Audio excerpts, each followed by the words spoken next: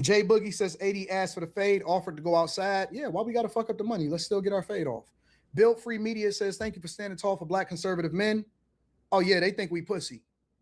They think that just because we Republican and we conservative that we pussy. Black people supposed to be conservative and Republican. That's our original party. The original party for black people were Republican. We were conservative. Let me help y'all to understand something. For everybody that's on this pro-black shit, that's on this Democrat liberal plantation, black people are conservative. Our core, your ancestors, your mother, your father, your grandfather, they are conservative. Republican was our party. That was our thing. They hijacked our party by giving us all of this shit to help us break up our families and tethered us to the federal government. That's why they gave you food stamps. We were stronger without that shit. They gave you family court law and told you to break up your family. They fucked up our communities and then they poured drugs in it. And that's how we became dependent on the federal government. We are not liberal. We are not Democrats. We are not liberal and we are not Democrats. Stop letting these niggas tell you what you don't. I'm telling you, do your research. We are conservative. We stand tall on that shit. We don't need no handouts from the fucking federal government. And we don't fuck with all of this liberal and this Democrat nonsense. Stop letting these niggas laugh in your face. When I told Corey to that face, he giggled like a little schoolgirl because he don't know shit. The nigga tell jokes for a living. He don't know shit. He tells jokes. He's the court jester. Stop looking up to these niggas that don't know shit. We are not liberal. We are not the party of gay people. We do not fuck with illegal migrants coming into the country and taking what our ancestors died for.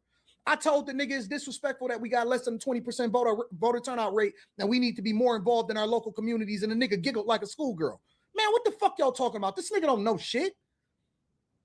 If he not talking about somebody, he don't have no content.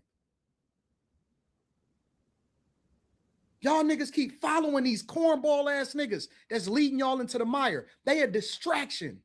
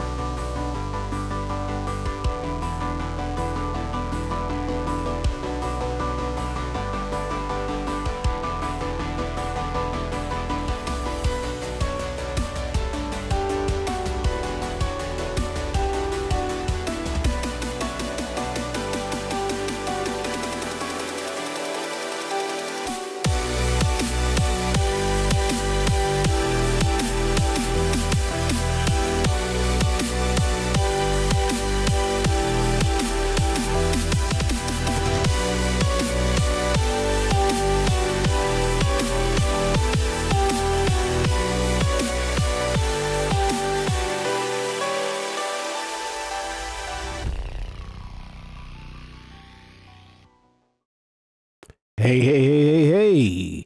Welcome back. Part 2. How you guys doing? This is Individual Perspective Podcast. I'm your host, Daris D. McKinney, and we're back for more. We're back for more. Perspective Podcast. Yeah, I gotta have multiple monitors planned to make sure everything looks good, because if it starts jagging or getting any kind of weird buffering rate to my stream, I want to know, but we're gonna hopefully it holds tight. How you guys doing? Welcome back. Yeah, we're on the second side of this. We're the aftermath of Anton Daniels kind of giving his response to a lot of this stuff. I see a lot of people made some but pretty much everybody made reaction videos to this. Also, I heard that Saint the Sinner had a big response to this video too, and actually Anton likes Saint the Sinner, but I don't think he was. I don't think anti-favor dwell in that clash with how Saint and the Sinners viewed it. I gotta go watch it. I haven't watched Saint and the Sinner for a little while, so I'm gonna check it out. And I may do a reaction video to it. I don't know. But anyway, I want to give Anton's Aftermath's response to what happened in the actual this confrontation, and it looks pretty rough. You know, to everybody's response to, I guess, both parties, really. You know, so I mean, I think like I said, if you guys watched the first episode of this, my reaction, I stand by what I said. I think Anton probably favored pretty well on this. You know what I mean? So, it's such a gender war that's going on with males, us. How can I say us, men? Men, and I want to isolate to the men of America because we have the ability to pretty conquer a lot, you know. So, but to see, like, you know, the clash of men that are led by feminist movements and femininity and mindset, where we take on the full approach of the feminine perspective of how to rule in the world. And I didn't even know, like, look, we all I think a couple of our Generation X and the millennials, we grew up in favor of a coalition of perspectives. And if you do your homework, you'll find out that it didn't work so well for us. If you look at our society, it just didn't work out well. You know? So that, you know, so in the evolution of the world and men and technology and all the bells and whistles and stuff, you're kind of seeing, okay, in the evolutional process was a lot of this coalition to understand. And that's what I think the major issue is here. We're trying to understand each other so much, and we're in that effort or psychosis or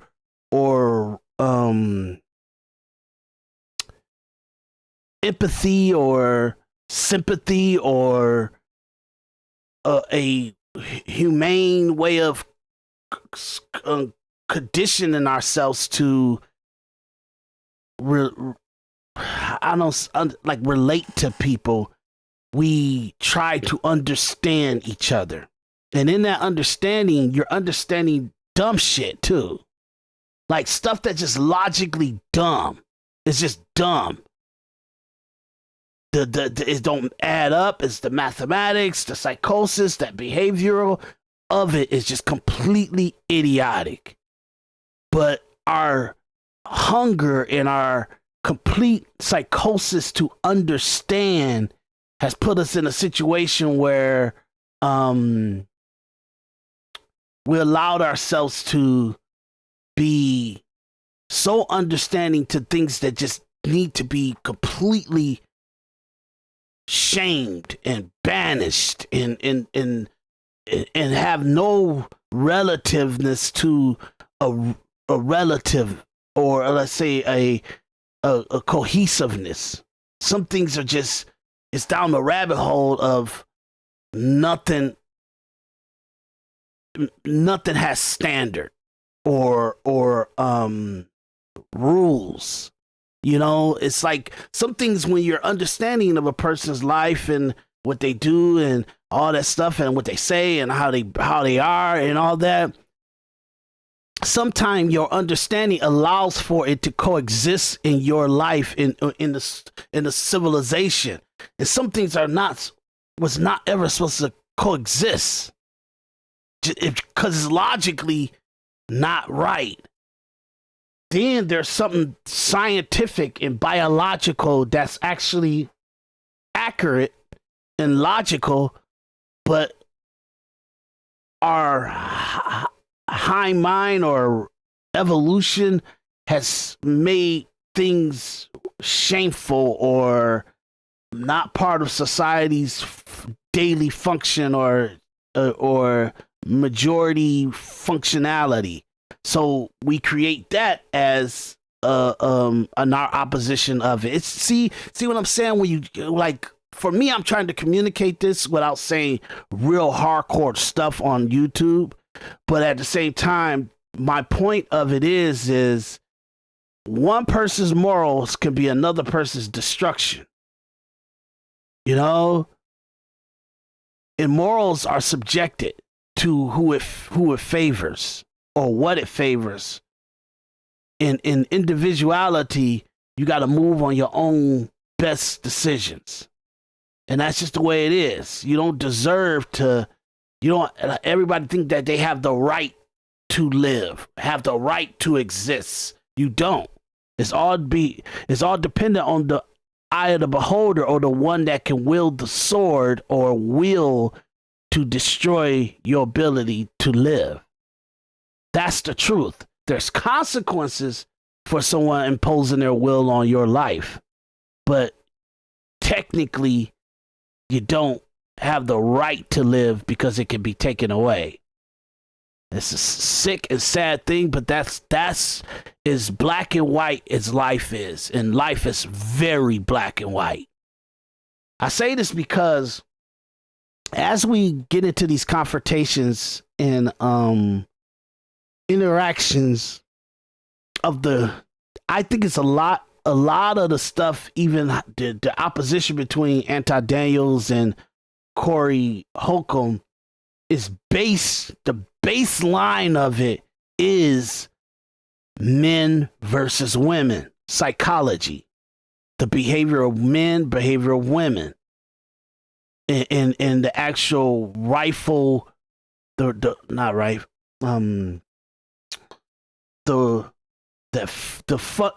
accurate fundamentality. I don't know what's wrong with my brain right now. The accurate function of men and women are a certain way. You get what I'm saying? It's just certain. It is what it is, and by us making it where there's no logical formula for men and women, we're in this gender war that's not defined. It's not defined because everybody want to take a position, but they don't want to take a position. You get what I'm saying? It's because economically it's favorable for them not to take a position. If economically it's favorable for them to take a position. I think on both sides. You know, I've seen a lot of women advocate for women to be in a help meet or a complementarian of men, or the men in their life, or the men in their life.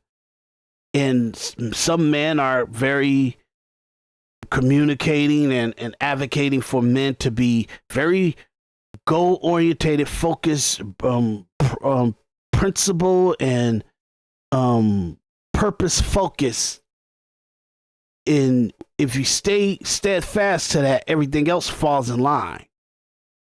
And I think those two most likely will make a more harmonious life for everybody. It will make life really stable for everybody. But our independence, our idealism of individuality, is a major conflict because it's not working out naturally. We already did 40, 50 years of women having total independence. If you ever wanted to see how the world would be, the last 70 years, women had total control of their choices. Let's say majority, because we can't talk about the anomalies. We got to talk about the majority. Majority of the women had decision making over their bodies, over their life, over how they look at the world, what their perspective is, their work life, their being out in the work field and stuff like that. And we know, like, and for me, I lived my whole life very much supporting and not being on the opposition to women to empower themselves, because I have strong women around me and my family, friends, and relationships. I had strong women, you know what I mean? So it just didn't seem accurate to stand in the way of how they was thinking and what they would have wanted. Fast forward to now, I'm seeing errors in that judgment. I'm seeing errors in my own judgment of being that steadfast support of that. Why? Because I think majority women right now are pretty pissed at men for allowing them to be so much of the fabric of society that a lot of the weight of the world is somewhat put on women too now. You know, because we're like, and I'm not making this judgment, but I'm just saying it's like this logically if you're smart. Most men are looking at women and they saying, you're used goods. Why do I need to court you? You gotta explain that to what am I courting?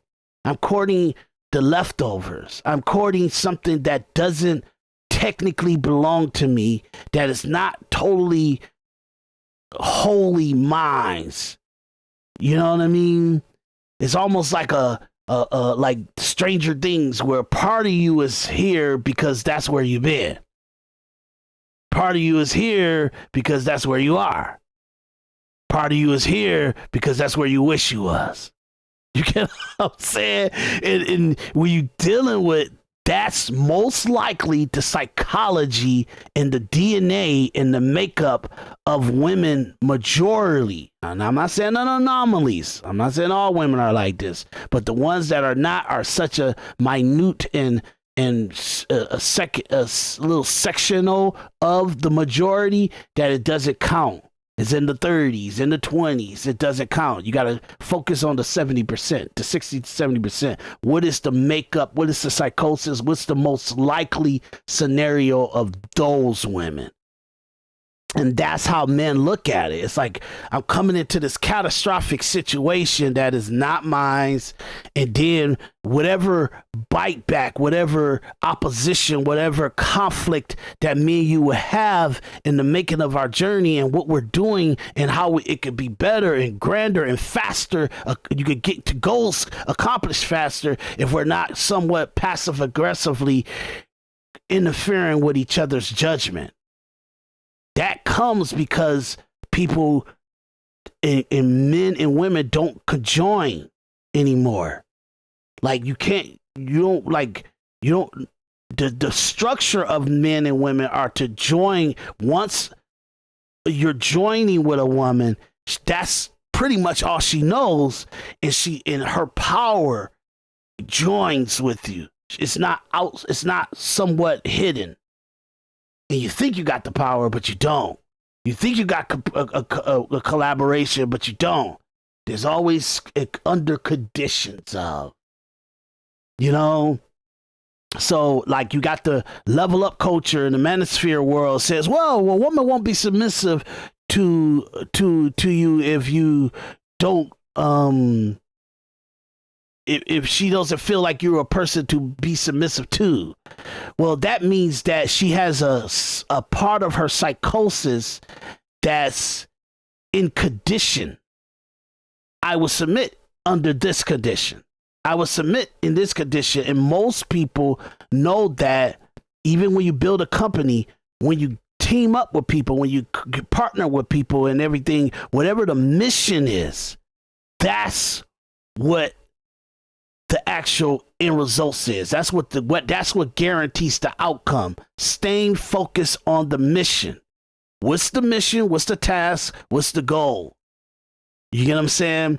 And if you have someone that has under the condition that you move like this, you do things like this, I'll submit.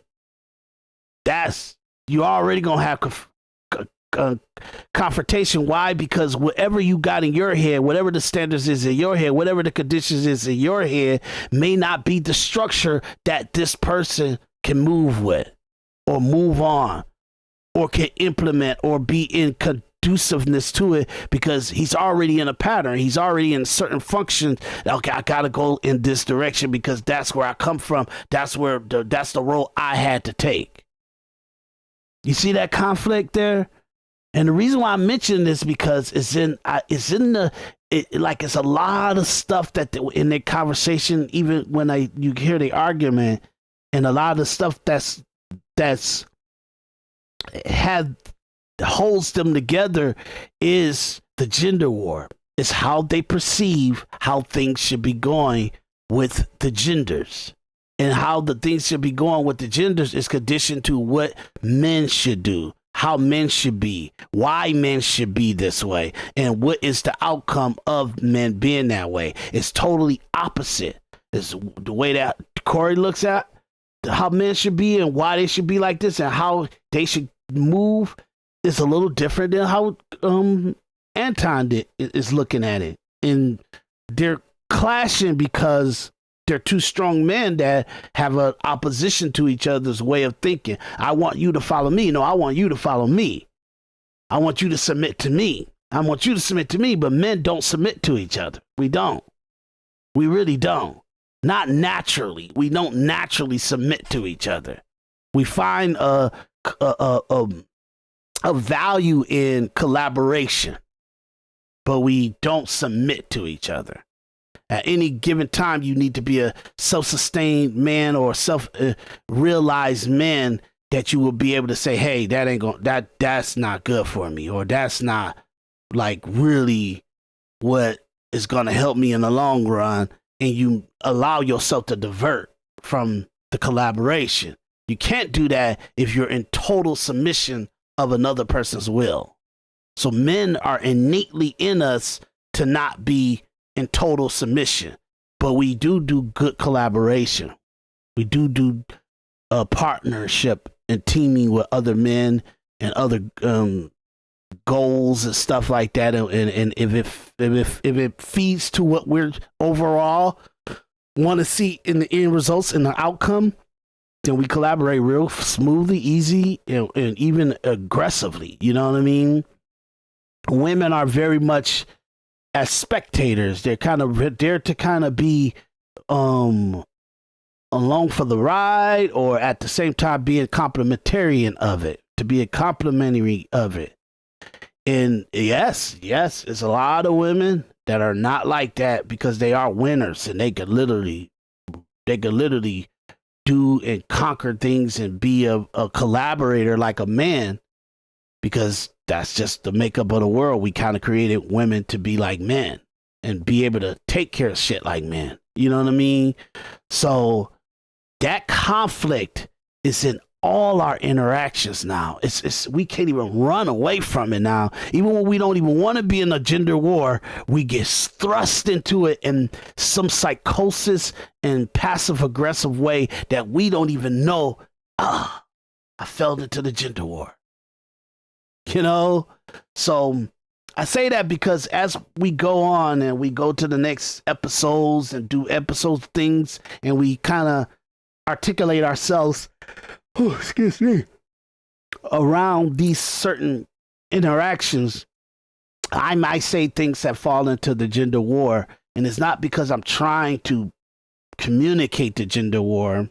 It's just that I think it's unavoidable because it's the flagship of the divide. The divide of our society is the gender war. Okay? So we're going to go to Anton's response to his interaction with Corey Holcomb. You know what I mean? I want to see something real quick. Let me see. I want to go to the last part where Anton walks out. Okay, I think that would be a good place for us to start.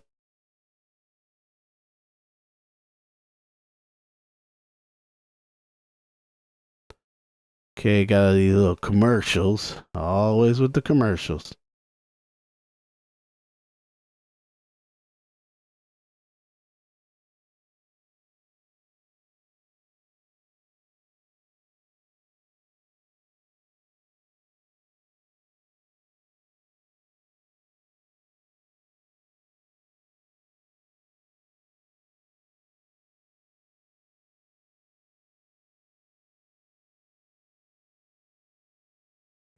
Now, I might get it. I might know exactly what you're talking about, but I might act like I don't know what you're talking about because I want you to substantiate your argument. So that's what I stand on. But that's why I say break it down to me like a C student so that I can truly understand exactly what you're talking about, so that we all can understand it, because we all may need to learn something. Right. So That's look, what you OGs said. do, they teach, right? You said you go, but what you said in there, that was a key word. You act like you don't know. And I know you act like you don't know, brother. I have no idea what you're talking about. You just said it. Believe me, Why you said is it. Phil laughing? Phil's silly. He's silly. Look, Philly you know trying to look. It was an intense moment in here, Anton, and we trying to make it where it is professional. We trying to make it where it ain't what everybody said might be or whatever the fuck. Because I ain't with all that. I ain't got to go to war with no man who visited our show and probably didn't understand one thing, how I was thinking, and I probably didn't understand one thing, how he was thinking. Corey not gonna have me back on the show, y'all. You funny, man. You not gonna have funny. me back on the show. If I wasn't gonna have you back on the show, I wouldn't have shook your hand.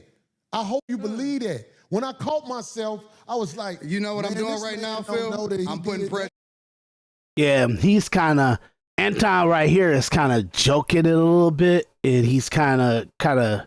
I guess it's his way of kind of calming the situation out, or been in collaboration to kind of ease the situation with Corey, but the passive aggressive like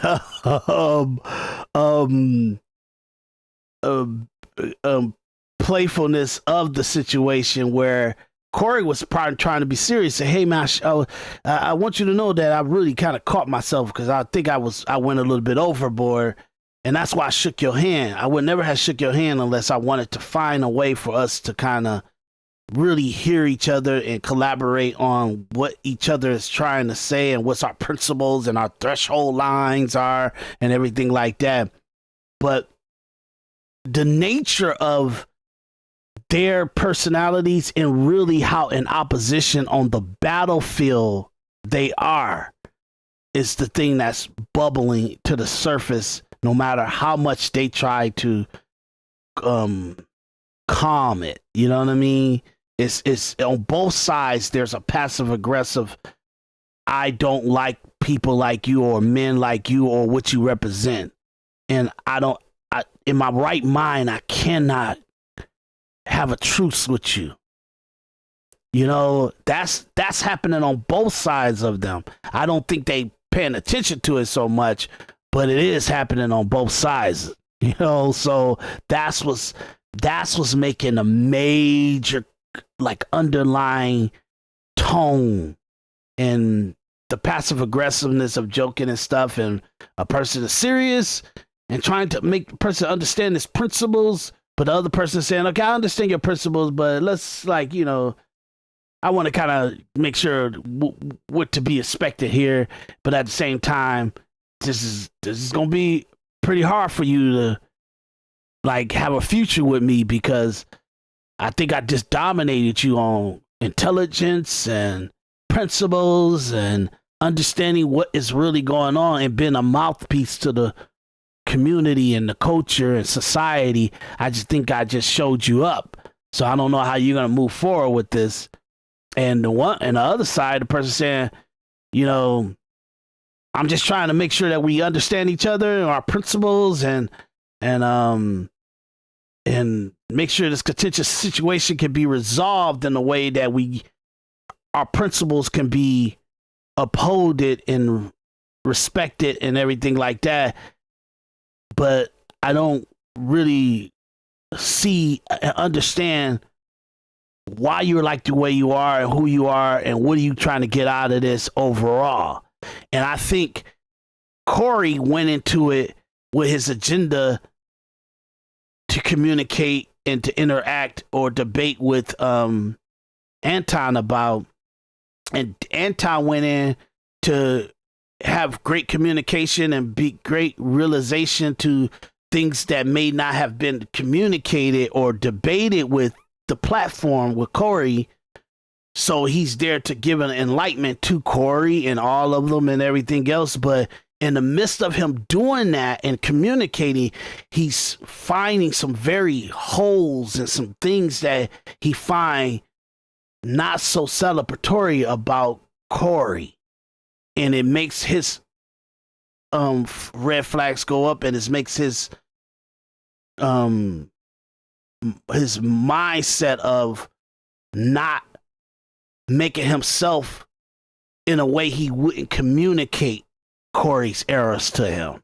And that's what's going on in the undertone of their conversation with each other. I know that's a lot, but that's my individual perspective, okay?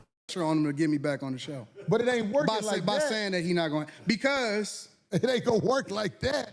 But I'm saying Corey don't like this, dog. He don't like this. What? I think it's what Corey don't listen, like? Why you talking to that man over there? Because I got to talk to Phil. I'm talking to Corey through Phil. You know what I'm saying?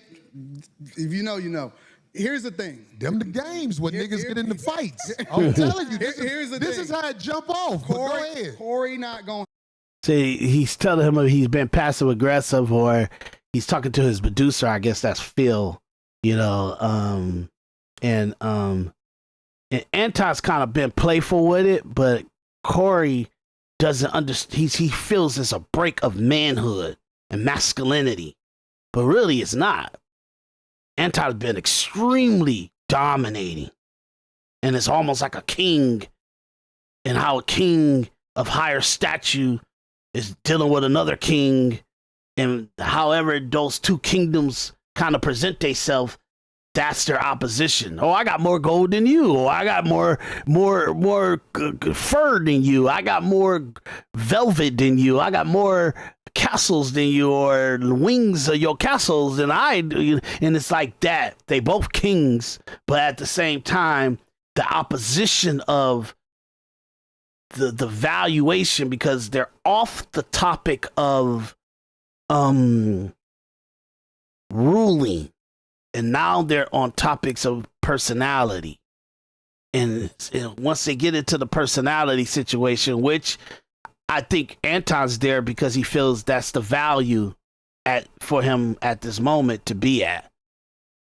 And Corey is trying to move into the ruling conversation, but Anton don't think he's valuable in intellect to go into that conversation with, so it's an opposition there. What you want to talk about and how you want to talk about principles and rulings and social dynamics of human beings and functions of the peasants and the castle and everything. Anton is saying, well, I think you can rule how you rule in your situation because that works for you, but I don't really want to have a conversation with how you ruling because I'm never going to adopt anything. It's just ridiculous. I can't take advice from you. I can't hear any value from what you're saying.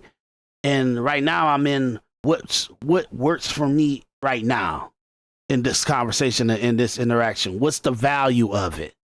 And that's what's making them clash, even on a subdued level. Have me back on the show because Corey is not having fun right now. This is going to be one of Corey's best shows, but he's not having fun right now. And Corey seems to be a feeler. I'm more of a results-driven guy. Corey seems to be the type of person that goes off of how he feels. If you notice, I'm doing a lot of explaining to you about how the line can get crossed, but you're doing a lot of telling me what I am. I think that's homosexual behavior. I said Corey seems to be, meaning that I'm leaving open a door to get corrected. I want him to correct me if I'm wrong, but I still want the freedom to be able to give my opinion. So you don't want me to get my You thoughts? can have the freedom, brother. Why What is I that- look like why trying is to take everything- freedom from you? No. I'm starting to feel some type of way, bro, because why is everything homosexual to you? Well, this is what I'm saying. Like, if, When I'm did gonna try to when did the explain. conversation turn into homosexuality again? Okay, I'm gonna let you land. I'm gonna let you land because I don't want to talk over you. I'm enough. trying to understand it. Why is everything gay? I can don't get explain it. I can explain Okay, go it. ahead.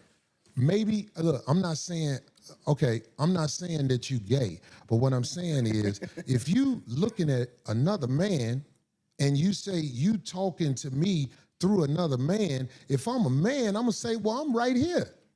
Yeah, but you're not getting it. You still talk about me. Homie, this is a gay conversation. It's not.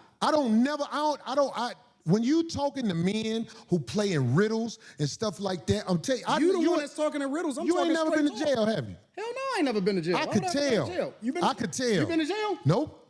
So, Nope. So what the fuck that mean then? I'm just saying, like, if you went to jail, they would have to start you over from scratch. What would they do to you? The people who You would be the tough one. No. Just let me land with this.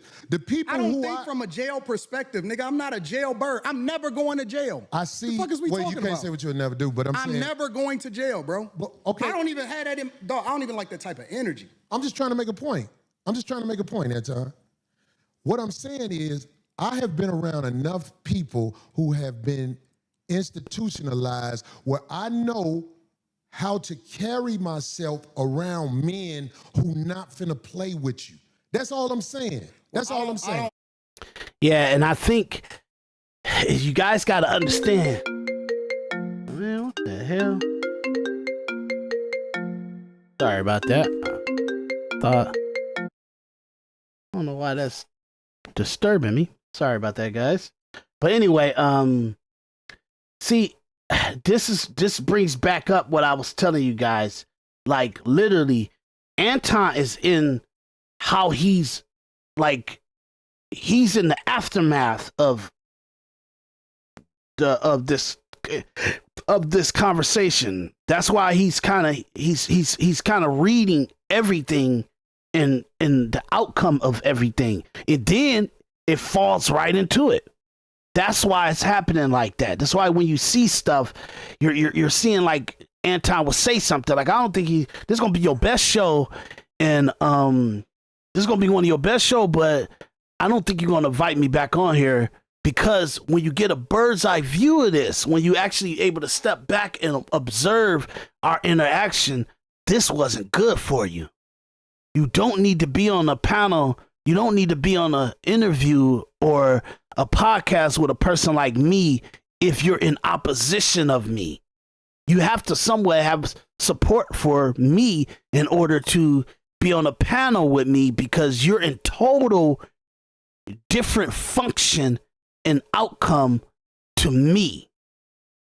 So this is not going to be good for you, and how you're going to perceive what happened to this show is not going to favor me, and you're not going to invite me on the show again. Corey is in, man, why are you talking all this crazy stuff? This passive aggressive stuff, you know? And he's kind of like, no, I'm telling you what's going on. I'm telling you that this didn't work out for you well. This interaction did not work out for you well. You felt at every point of this interaction, and I don't think it's in your best interest to interact with me. That's what he's saying, black and white, to Corey. And Corey don't understand, like, man, what the hell is going on here? But I guess if he wanted Anton to speak in a very verbose and vulgar way to him, I don't even think they would be even talking on the level that they're talking to now. But as it gets more and more closer to, okay, let me paint a picture to you what I'm actually saying to you, that gets into the major confrontation, and that's why they couldn't coexist with each other in the same room for much longer. I hang around niggas that been to jail, so I saw for it that way. The way you saw for it is a little bit different than the way I saw for it. Okay. So I choose not to hang around niggas that's been institutionalized, that had to carry themselves a certain way because they made a decision that they wasn't supposed to make. And you know, it shows that you've been around people that ain't seen the other side of the game. Because some of the smartest men I know have they've been to college and gave that time up. And it was actually a learning process for them. But they still got to stand 10 toes down when they out here, Anton. I don't believe that you tried to disrespect me now that I've been talking to you. I don't believe that. I believe that you are the way you are. I am the way I am. And it can clash if people are not educated on how to be around each other, because men can go to war over misunderstandings. He's throwing an intellectual shot right now. What am I doing? So without saying it, he's basically saying, oh, you from a different space, so you don't get the way that we move over here. Over here or anywhere in the United States of America, and that's not a black thing. I'm talking about Caucasians, Hispanics, and Asians understand the respect level men must have when they're in front of each other, because it can trigger war. That's all I'm saying to you. I understand everything that happens when it happens. I'm a chess player. That's what I've been playing my entire life. Okay. Maybe you walked into something that you wasn't expecting. I don't go with. Maybe I knew what you was gonna do before you did it. Maybe, maybe. But I tell you what, that's a dangerous game to play, especially if you got a life that you live in. Because I'm telling you, man, it's a lot of people in the cemetery that didn't know it was gonna happen like that fast. That's why out here I try to walk under the code. There's a code out here. No, you don't. And that's why I said you say I don't walk under the code? No, you're hypocritical. I told you that to your face. The whole world a hypocrite, but what are you talking about? No, you're a hypocrite. You're a hypocrite when it comes. I believe you. When it comes to specifically you moving by a code. I don't understand what you're saying. Because you think that you can say what you want to say when you want to say it, and that people are supposed to respect the way that you move. But I don't think that you move the way that you're supposed to anyway. I want this thing to be studied, because here's the truth. It is, and I agree. Hates when you do this. I agree. It should be studied. It should definitely be studied. You know, Brother Anton is talking about everybody else but himself and white men. This is a fact. I like this chat. Let me tell y'all. He's why talking I like about the chat. everything but himself and white men. No, listen. I told you I want to come back and have a full conversation about it, or we can talk about it right now. I ain't got nothing better to do. Study this episode. Shout out to the shit on Caucasian males. Shout out to the he chat. ain't shit on I'm himself. not gonna shit on nobody. Yeah, Shout you out to shitted the on chat. black people. yeah, this shitting on Caucasian male situation. He said that in the beginning of the conversation, Anton told him that he doesn't know why people, even black people, look up to the success of white people when they're doing this, when they're doing the worst in the country, because it's 175 million of them, or 100. Yeah, I think it's about 175 million white people in the country, and majority of them on some kind of assistance or welfare situation, or they pretty much on their knees and stuff, you know. And you got a lot of other race and foreigners, and everybody are kind of living it up, you know what I mean?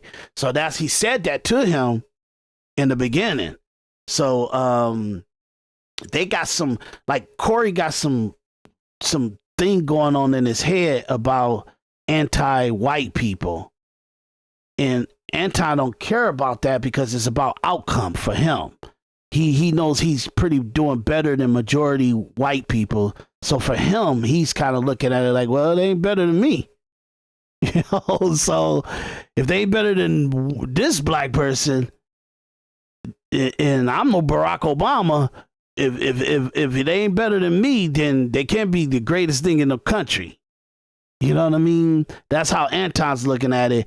But Corey want to have this anti-white and oppression black people conversation, but Anton is in total opposition of it. You know what I mean? You shitted on motherfucker. I feel like I shitted on you. To your face. To your face. Be Shout out- careful shout- shitting on me because shout I out feel to like the you chat. talking shit again. I'm not talking shit. I'm well, telling be you. careful. I'm telling you. You that, shitted on me to my face, but that shit will Corey, lead to some would danger. Would we please stop the Trust me. the tough talk? I got security. You got security. Ain't Homie, nobody I doing ain't shit. got security. Them my people. Cool. Them your You security gotta people. hire a motherfucker to be with you. Absolutely. I'm always gonna hire somebody. To You better. Yeah, of course he better have some people to be like hired some people. If you got people in the audience and on your staff that are like some ride or die people, and they there to back you up if the switch gets switched to that. What are you talking about? 100%. How you be talking? Corey, stop talking tough. Stop talking. Homie, tough. you just said that. I'm you're not even a talking tough. guy. I'm talking to you straight up. Why are you so? You easily said you triggered? disrespected me in my face. And then you act like it was all You said that I good. disrespected you to your face. So I'm confirming what you said. You felt disrespected. So I am telling you that I disrespected you if that's the way you felt. Is that not what you said? You said that out of your mouth. And so I apologized when you said that you felt disrespected. No. The reason you said you But you still disrespected me triggered in by my it face. because you don't accept the apology because You you still talk feel about some type of everybody way. else except yourself and No, white men. I'm telling you what I said. You felt offended by it, so I apologize. All I'm doing is rehashing a conversation that happened. Why you so easily offended? We You chopped still it up talk about me? It sounds like I'm arguing with because I'm right. See what I'll I'm be saying? around bitches and they tell me about myself all the time.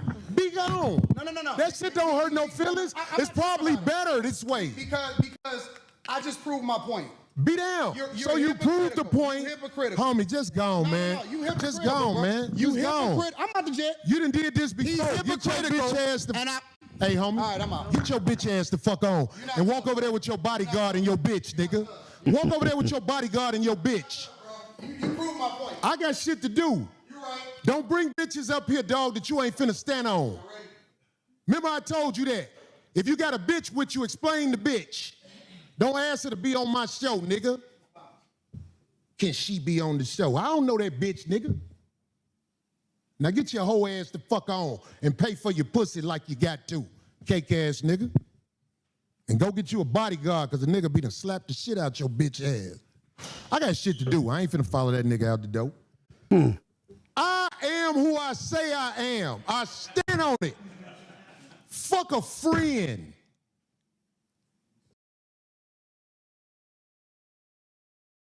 Okay. So we're gonna leave that there. Okay. Yeah. It's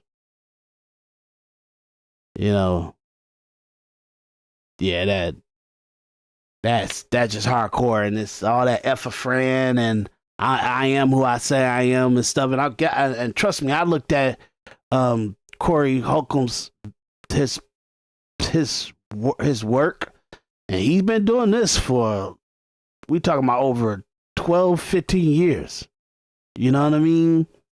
So, and when you see a person moving like that, and you know that it's based on some principle, because he's been carrying this narrative for a long time. This is not no fly by night stuff, or just no pop up stuff. This is something that's really he's interacting with on a day to day. So, but Anton is who he is, and he kind of overcome and set a goal for himself and accomplished it, and it put him in very, very, very powerful places. So he's not gonna back down on who he is. You know what I mean? But like I said, I feel it's based on something. So one of them is very like formula to the actual structure, and one of them is like very the way the wind blows. You know, and I think Corey is the way the wind blows, where, you know, he has his opposition to some of the weak stuff and the crazy stuff that has gone on in our society for the last 50 to 70 years. And he's in a very conflict with it, and he's battling it. But I think he's battling it off of the cuff. He's battling it off the cuff. I mean, you know, like he's doing it on reflex, or it in the interaction with it. You get what I'm saying? And I think Anton is very systematic. He has fought some of the issues of the 50 to 70 years, and he has put in a system to combat it in subconsciousness. So meaning that he sets a tone of how things need to be when people can walk around, when he do business, when women are around him, how he or any woman in his life, any man in his life, who he do business with, all kind of stuff. It's got a structure that's already taken into account of the different situations of the last 50, 70 years, and it's on automatic response to anything that comes at it in that fashion. Corey is taking on, when he interacts with it, he deals with it right then and there, and he got pretty much subconscious. I mean, not subconscious, but he got reflex reaction to it, where it's very much, no matter what comes at him, it's going to be how he feels like he should react. But whatever the situation is, he's reacting to it, and it's almost like Anton has almost like a security gate that reacts to it. An outer barrier that reacts to it, and by the time it comes into the core, it's only like stuff that he wants next to the core. Otherwise, everybody else got destroyed or winged itself out way before it gets into the core of the structure of him, of his being. So Corey is kind of interacting with some stuff that is pretty much, he should have a barrier to not waste his time in interacting with that. You shouldn't be learning something that you should have learned a long time ago, and by the time you need to interact with it in the present time, you already kind of set a barrier in knowledge and knowing how to respond to this opposition or this specific situation, because you have dealt with it and set a barrier of truth to yourself. That's what's going on here. I know that's a lot, but let's go into Anton stuff. Time from AntonDaniels.com. I appreciate you guys for continuing to rock with me. Thank you for tuning in for another edition of the Millionaire Morning Show. I am your host, Anton Daniels. What up, what up, what up, what up, what up? What up, friends and family? Man, I didn't get off the live streams till like 4 or 5 o'clock in the morning. Because, you know, I was kicking it with everybody. Shout out to Yuck Mouth. Shout out to a bunch of different people that wanted to kick it about the whole situation. So instead of doing a regular show, because I feel like I would be robbing y'all if I did a regular show, because I already know the whole show, y'all going to be asking me what's going on, what is it, whatever, blah, blah, blah, blah, blah. You want to hear it direct from the horse's mouth. So we just going to talk about this maybe for about an hour, and then I'm going to get off, and then we're going to do regular shows on Saturday and Sunday and for the rest of the week. So Thursday through Sunday is we going to just straight up stream. You know what I'm saying? Instead of taking the weekend off, we just going to stream. And I'm going to give y'all what's happening in real life. So I'm out here in Los Angeles, and I've been out here for a long time. So what's up with y'all? What up? Let me see. You was totally expecting that. Hearing it from you first. Didn't think it would go well, but not like that. Let me read some of y'all super chats and stuff, and then we're going to get into it, and I'll tell y'all what's really happening. Why I wake up this morning and find out Anton made Corey sensitive. Godson says, Chicago native Corey fan, but last night was an example of why everybody can't move with us and why one's community shouldn't be selected by race, but by character and value. Blaming white people keeps you stuck. I'm going to address all of that. Do y'all need me? Because, I mean, y'all seen it, right? Do y'all need me to play it? Or no, my audience really don't need you to play it. But in order to keep it context what's going on, I guess I got to watch it a little bit with you, because I guess I didn't timestamp it in order to just skip over real quick. I just want to check him something. replaying the clip. Let me take a jump here. Conversation too. We had time before you got here, so we had a great Shout out conversation. to Darlene. Let me first say that Darlene is one of the sweetest people I've ever met in my entire life. A real, sweet, slow motion. Talked to her for a while. Shout out to Darlene. All right. Let me go ahead and go through this a little bit. I'm going to try to speed this up. So, You don't need to That's what's butter. up. I You made don't need sure to butter that I me made up. sure that she felt good about this. Yeah, man, you don't need to butter. We still trying to get Shannon Sharp on here so Darlene can have something to do after the show that she'll be proud of. Oh, brother. Too old, that man.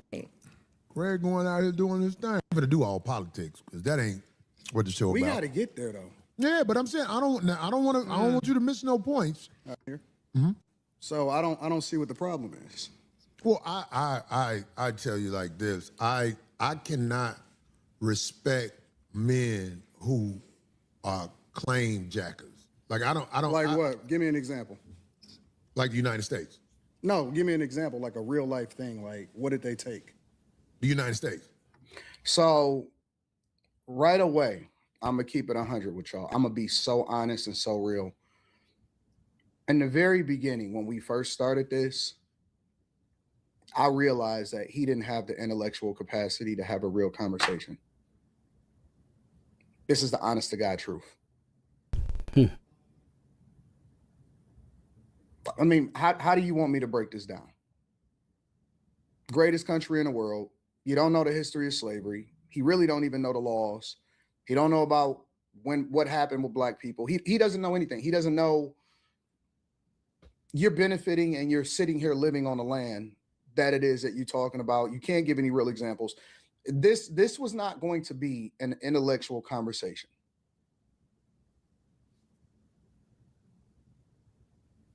It just is what it is. But this is what I've been telling y'all. These dudes are Neanderthals. The people that we champion in our community are Neanderthals. We don't have any heroes. We don't have any leaders. Are they entertaining? Yeah, but they would have been the court gestures back in the day. So right away, I'm already situationally aware. And you know, I'm pretty sure you guys, hopefully the people that's watching Anton Daniels and watching a lot of the stuff that's going on podcast, Neanderthal is literally like caveman, like and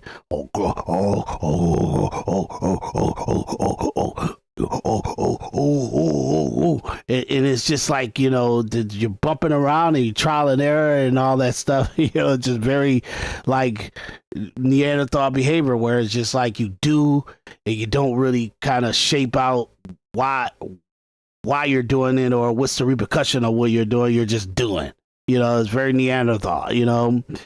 And court gesture is like the Joker, like the Joker that you see on your card games and your deck of cards, and it's just doing cartwheels and flips in front of the king to make the king laugh, and doing like funny trips and falls and stuff like that, just to make the people laugh, and the court gestures and the people in the court of the king's court and the people that's there to make them laugh and everything like that. That's the court gesture, the clown, the Joker, the singing flamenco guy making songs that are got a little bit of jokes inside of it, of the kingdom and all the other stuff. And it's like he's singing and he's playing the guitar and he just, you know, not the guitar but the flamenco and stuff like that, and he's making the actual king laugh out of some of the rhymes that are funny, you know, but it tells the story of what goes on in the kingdom and stuff like that. And the cartwheel, backflip, Joker and stuff, that's what a court gesture is. I'm only saying that because historically we need to make these podcasts as something that people can watch that has very substance to it. And I'm saying it because he's saying it and he's responding that his viewers can understand what he's talking about. And I agree. I think if you're watching Anton Daniels and you're watching him a lot, you got some kind of intelligence to you, or at the same time enough grammar and enough like understanding of social dynamics and grammar and culture and intellect that you can kind of keep up with whatever he's saying. But I'm saying it in a phrasing, in an actual description to make people understand why he's saying it. You know what I mean? So that's how you were supposed to look at it. You got to understand where the way of America is every individual person is their king. Every man is his own king. You go to comedy shows because you're the king, wanting to watch the fool dance and joke in front of you to amuse you. You go to concerts, you go to movies to make people in an infrastructure of media and actors and musicians and all of them entertain you. That's what their job is. That's their purpose.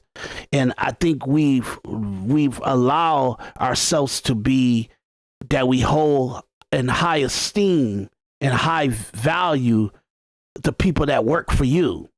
A senator, a congressman, a president, they all work for you. They are to be in celebratory and function for your well-being and for your the value that you have placed on them. Entertainers, musicians, singers, football players, all of them, they're there to entertain you. You know what I mean? And I think because the economic capitalist structure that we have in America, we have took so much. We still got the fool and the court gesture, but we have given them so much prominence in our society that we have submitted ourselves and our ruling and the power that we have with our coin and our ruling our kingdom and our homes and our place of living and our place of society, in order for us to leave our homes, leave our places to give money to the entertainers and the celebrities and the politicians and stuff. We have decided that we're supposed to do that. That is part of our function of value, to be valued. But the truth of the matter is, no, you don't have to give your money to nobody that don't submit to your rule. You know, so, and that's in what they're talking about and what they're doing and what's the presentation here and what's the actual purpose of playing before you, you know? So that's, I know I'm giving a lot of psychological analyzation, but I wanted to just say that just to make sure things are clear. Situationally aware, but this is another reason why, and I told Corey this on the phone before I even came out here. Corey asked, could I come on the platform? I never asked him. I just reached out based off of the people that was around me. Shout out to Fawcett, shout out to Gooch, shout out to a lot of people. And I'm like, yeah, it's an opportunity to expand my platform 100%. So, you know, why not? Why not take advantage of it? And I wasn't looking to go in there and belittle or embarrass anybody. I was looking to come in and put on a good show. So the one caveat and the one criteria that I said was, I'm only doing it in person from now on. I'm not doing no more, you know, online live stream interviews because I can't have nobody controlling the narrative. I don't want nobody muting my mic. I don't want nobody saying and kicking me. You know what I'm saying? Like, anytime I go, I do an interview from now on. It's got to be face-to-face. I'm not doing any more live streams. So I'm over here in Los Angeles in their backyard. But again, the first thing that I realized was I'm talking to a Neanderthal because he don't even have the intellectual capacity to understand it. That's why he only talk about the stuff that he talk about.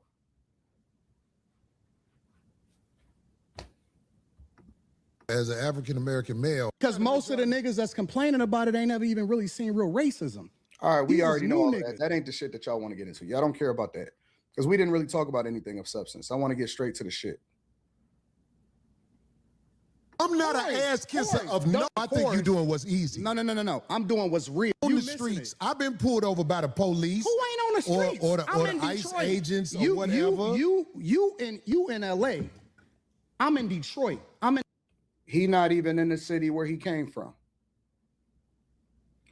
I'm not impressed with niggas. And listen, I'm not telling you that you can't move to where you came from, but what makes y'all think that these niggas got more street cred? Because they dress like this, because they dress more hood, because of the shit that they do on stage? What make a nigga real? What makes somebody real? Because they say that they real, because they say they from somewhere? or did they stay down in the city that they was allegedly born from and hold it down and continue to add value to it? Yeah, so it's just so interesting because I have heard Anton speak and everything, and he used the N word a lot, you know. You know, it's like, you know, but he has every right to do it. He's very accomplished. The man he's a very accomplished gentleman. In addition, he's very smart. He's intellectually smart too. In the time that we're living in, AI and functionality and accounting, and he's all that stuff he's nailing. Real estate, stock, you know, knowing how to make money work for you and all that stuff. He's kind of really advancing in all that stuff. So when he's using the N word, he's kind of using it because it's a vernacular that he kind of feels like it's brand, you know. And I say, and I look at all this stuff, and even some of the stuff we about to go into with the him calling out that he's bringing a woman there that's not, all that kind of stuff. The way that he moves is very of the world. But what he does in real life, that's the thing. His persona is of the world. But what he does in his real life is in some kind of very Christian-driven, Jesus walking philosophy and operation. You know, that he's actually making an attempt to make sure that he has a very, very close to Jesus persona. You know what I mean? Not the supernaturalness of it, not the spiritualness of it, more of the function on the ground and the man in the flesh. You get what I'm saying? So, and I see this enigma of a situation of how he presents himself online, his persona online, and how he interacts with certain people and women and all that stuff like that. Then he has this psychosis that he's always trying to make sure you understand how much he's on his shit in the word of God, in the way that in the Christian way he walks. And it's like, for me, it's like it's to be analyzed. You know what I mean?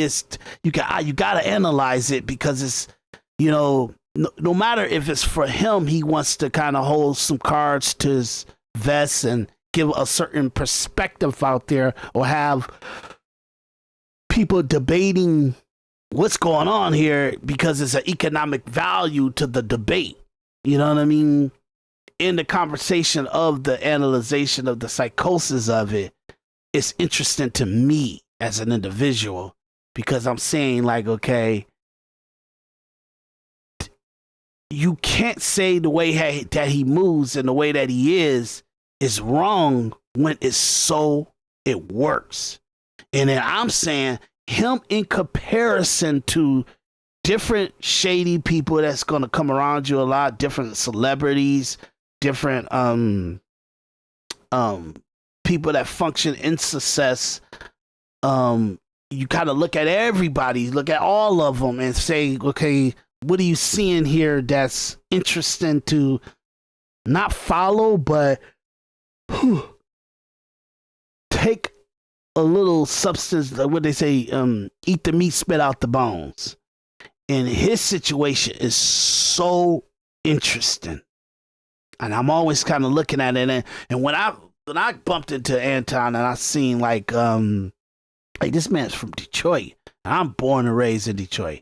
You know, I think he kind of admitted before that he was around Livernois and 6 Mile or something like that. I'm like 6 and Evergreen. You know what I mean? So if you know those two areas in Detroit, you know that like coming from those environments, you kind of know the shit, especially in the 90s. You know what I mean? And you kind of know what's up, you know? So in that situation, I kind of know where his background is and where he comes from and the kind of culture of the environment he comes from. And for him to be at this kind of prominence where you're making $300 to $1 million a month off of YouTube in a persona, influencer podcast persona, that's so accomplished. It ain't no fucking joke. And it's not to be ignored. His mannerisms, his philosophy, his stuff, I'm not saying to adopt it, but I'm saying analyze it to see what is the makeup there. What's the psychosis there? And just, I always say, most of us, we bump into people, we read books and we watch movies and we look at podcasters and social influencers, or a quote or a post or a tweet or a X or something like that. And you find something that has relevance to your psychosis, your thinking, your plotting, your movements and everything like that. I think we're all attractive to things that we can relate to, that we can have a connection to. If you don't have a connection to it, then it's almost like something you're not really going to utilize, or you're not going to really put it into motion. So I'm always kind of seeing, okay, what his function is and how is it been put into motion, and what relativeness it has to me that I can adopt it, or I can check off a box and say, you know what, I'm already in that pocket. You know what I mean? That's what I kind of want people to do to everybody that they listen to. I don't really think you should listen to podcasters or social influencers or movie stars or musicians, or look at them or read their books or idolize them, or do nothing unless it has a value to you that you can connect to. But only way you can connect to it is you have to have such an individuality to yourself, an individual perspective to yourself that has been vetted to not allow shit or full of shit stuff to come into your orbit, to come into your knowledge, into your heart, to your mind, to your soul, to be able to vet shit. You get what I'm saying? That way you don't allow it to come into your system. So that's why I'm kind of saying you got to develop that. And when I look at him, he's not a person where you could just say, oh, he's so full of shit. No, you're going to miss some gold shit if you do that. And that's why I'm analyzing this, because, and even with him and Tommy Sotomayor, I thought it was something to analyze, because that's how I think of Anton. I think of him as someone with substance. But when you eating the meat and spitting out the bone, what's the meat and what's the bones? And in my analyzation, I hope that you guys kind of get that. Okay, let's go. I'm still in my same city that I was born and raised in. I can move anywhere I want to move in the world. Still in the city, still in the streets, still touchable, still kick it with the people, still walk around very, very comfortable with no security in my own city. All that, I'm from the streets, I represent it. Man, get the fuck out of here with that shit, bro. Like, I don't have the same respect for these niggas. Listen. Y'all look at them because y'all seen their specials. Y'all look at them because y'all see them on the internet. I'm not impressed with them because I've seen behind the curtain. All of these people are not what y'all think that they are.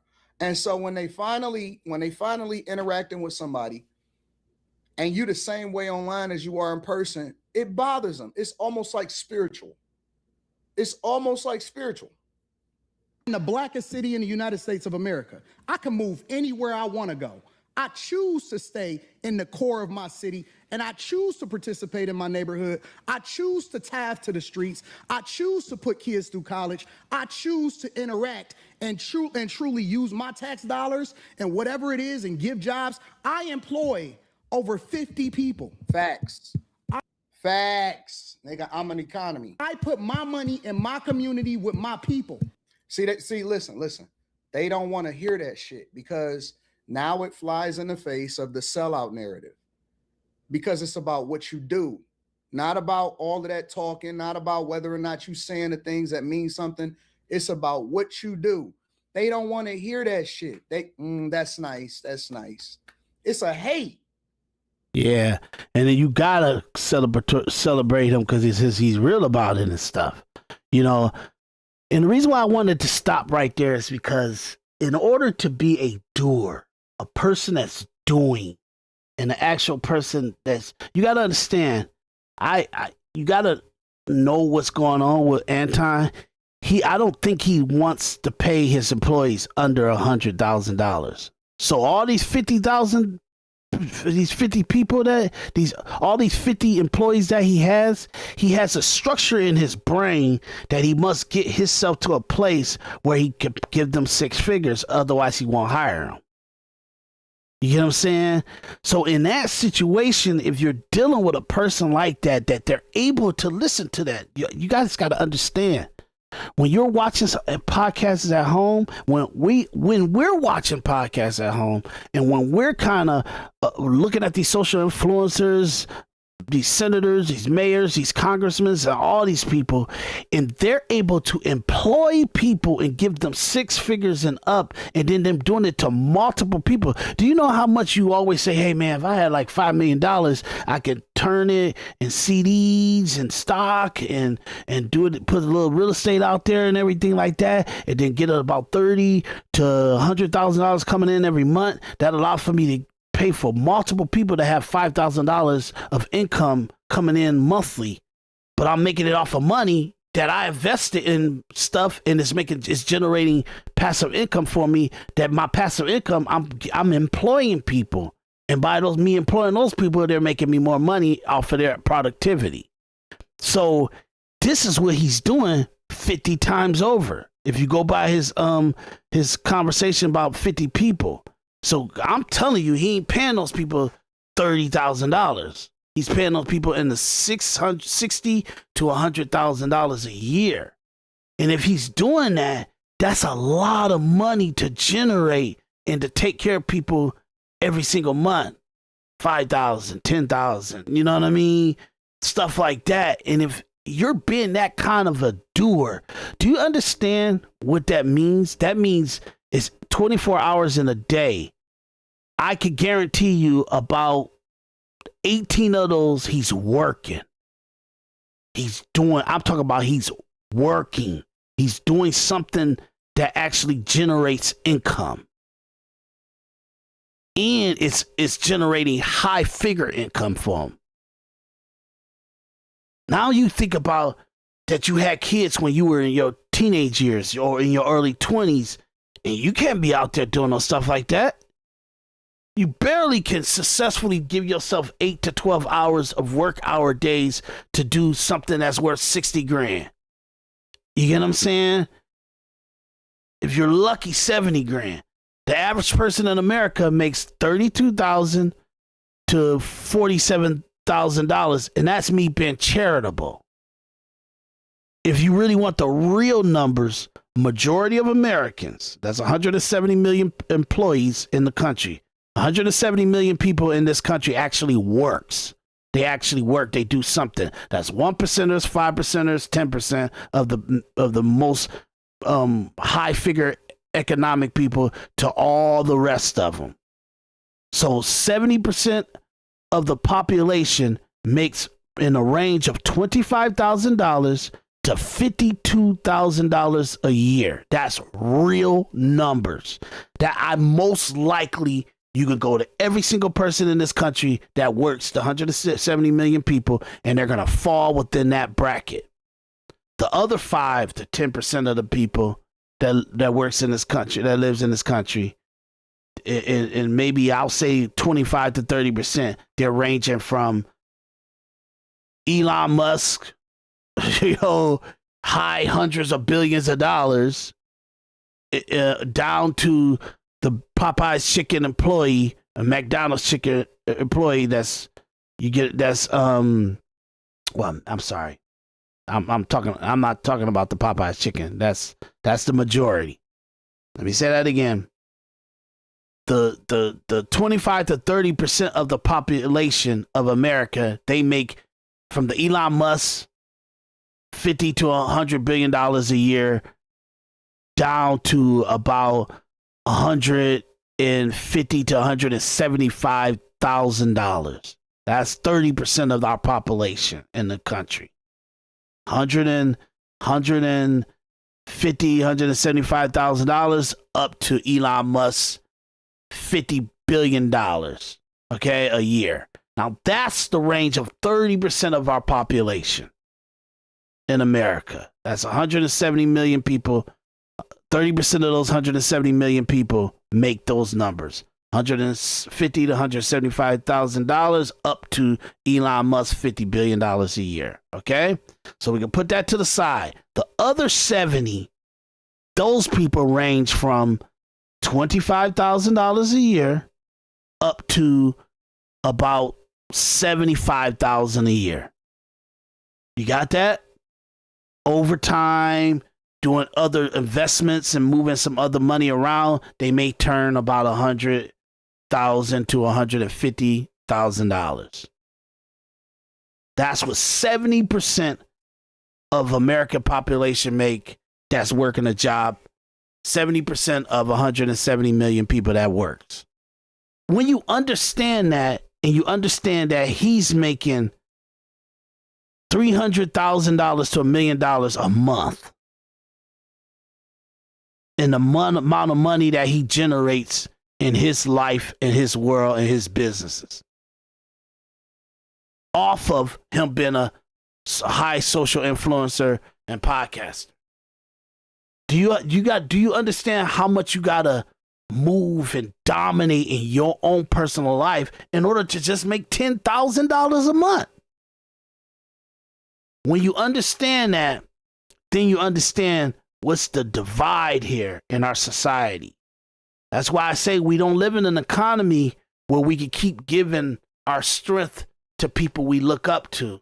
We have to look at the value of what even the small money we make, and how if we give it to a company, when you buy a loaf of bread, this manufacturing got to be respectful to your dollar and how they function, how they move and everything. And because they got us in such a whirlwind where we don't even care about who we give our money to and how we give our money to people, we're in such a whirlwind of habit that we don't even watch how can we benefit off of our transactions.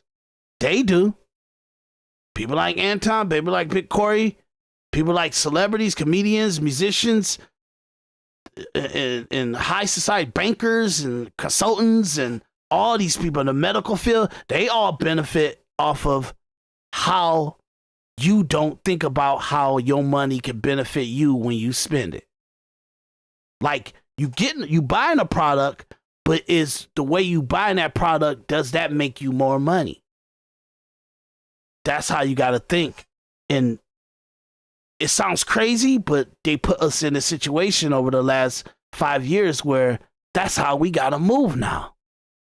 We got to think about every transaction, every interaction that we have. How does this benefit me?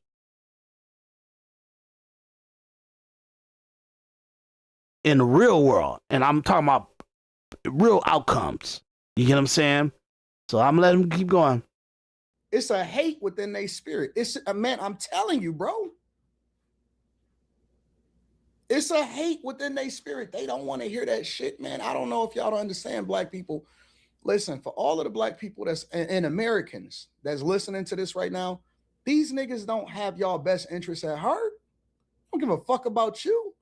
Nigga, they monetizing you. And that's why I told that nigga that he was sucking the dick of black people. But we gonna get there too.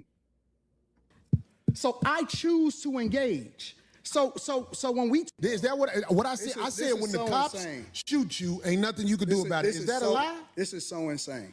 But you didn't answer it. talk about liberal white women literally being the biggest enemy of the Talk about your boss. I don't have a boss.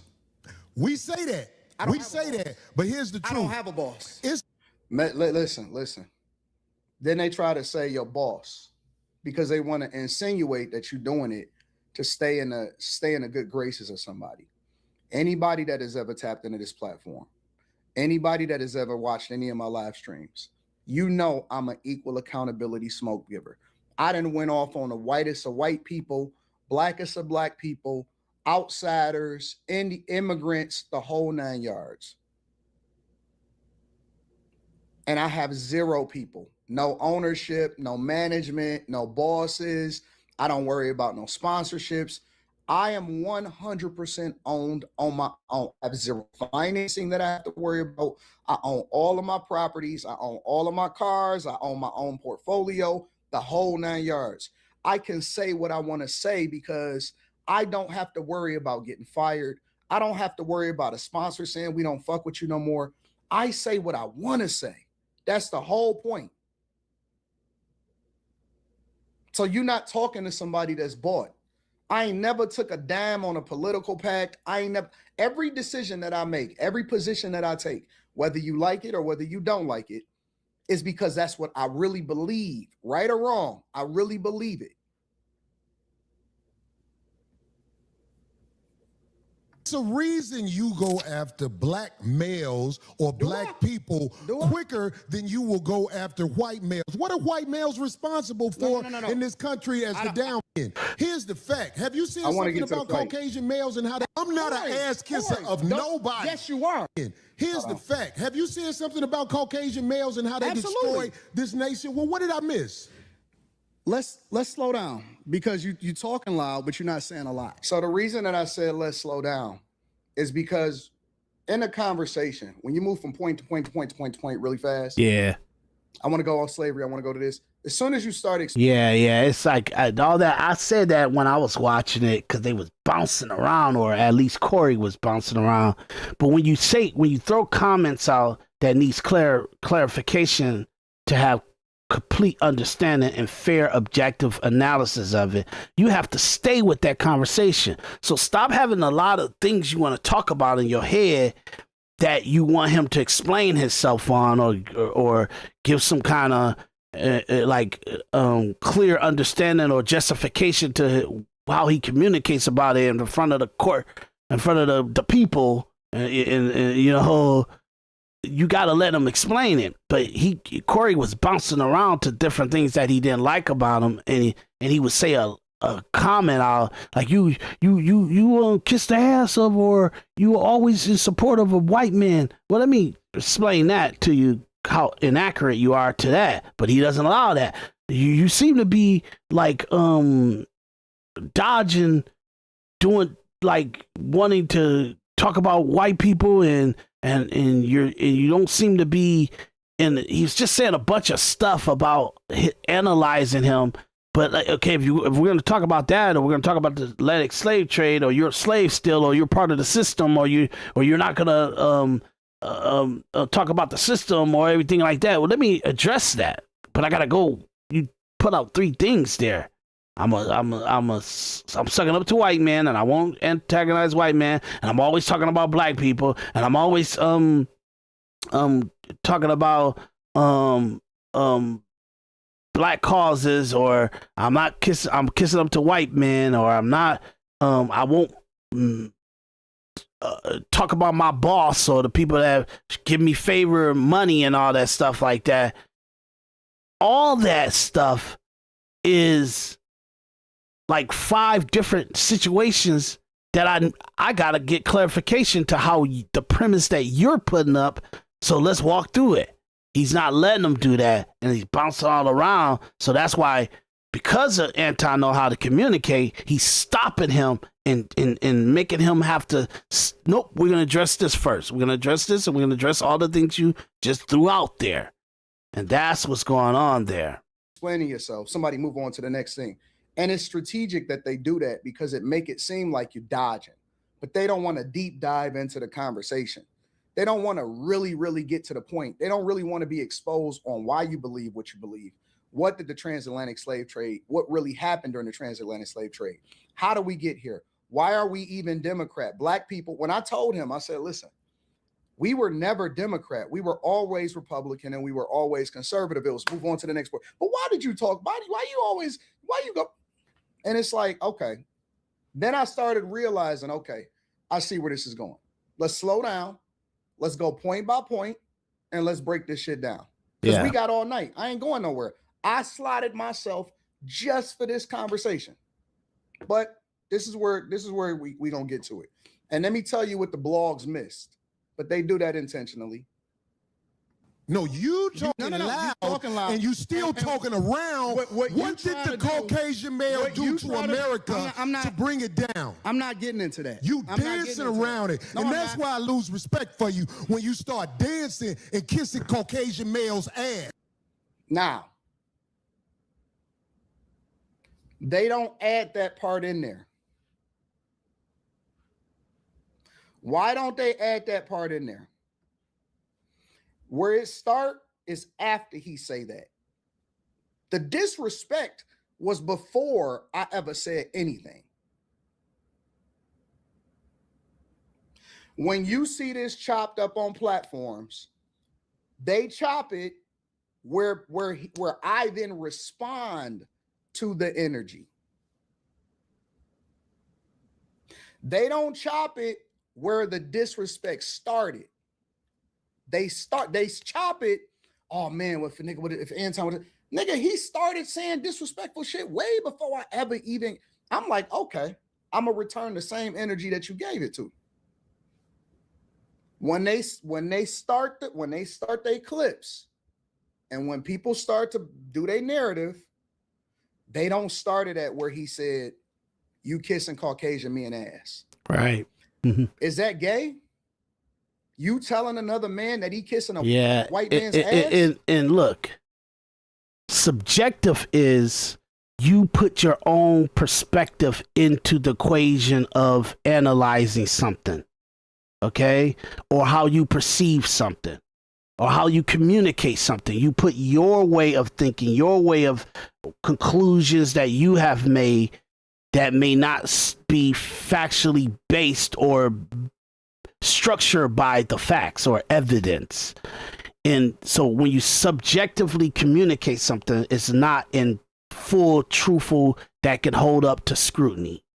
Objective is it can hold up to scrutiny. It has facts behind it, has data, it has true proof, it has all the data that can be analyzed to what actually really happened and what's evidence is there to support it. That's objective.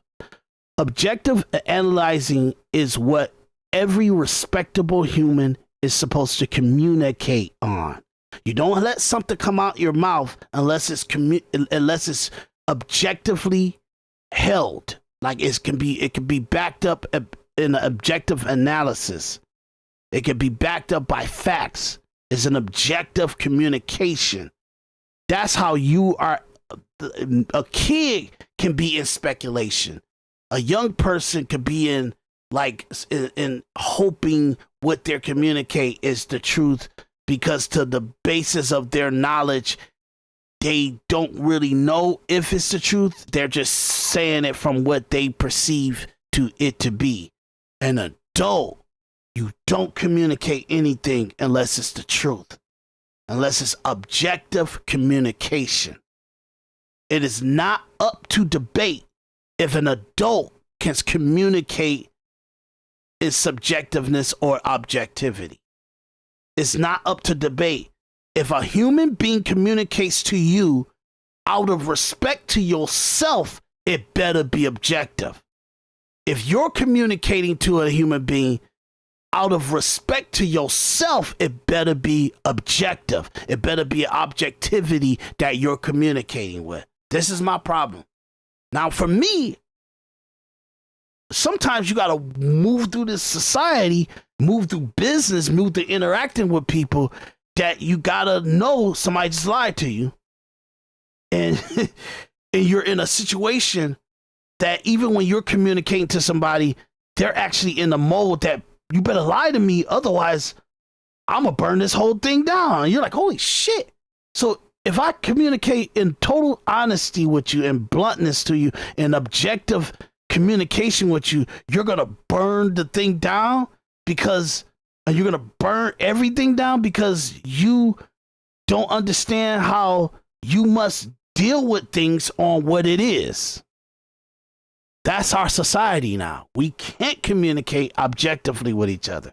It's not in our best interest to do that. We're going to lose money. We're going to lose all kind of stuff. Anton says you must deal with things to how it is. Now, I truly believe, as an objective person, as I'm analyzing this all under clear understanding of what's really going on, I think Anton's subjective. I think sometimes he communicates and he does stuff in manipulation of what is real and what he clearly knows it's the truth, and that he's lying or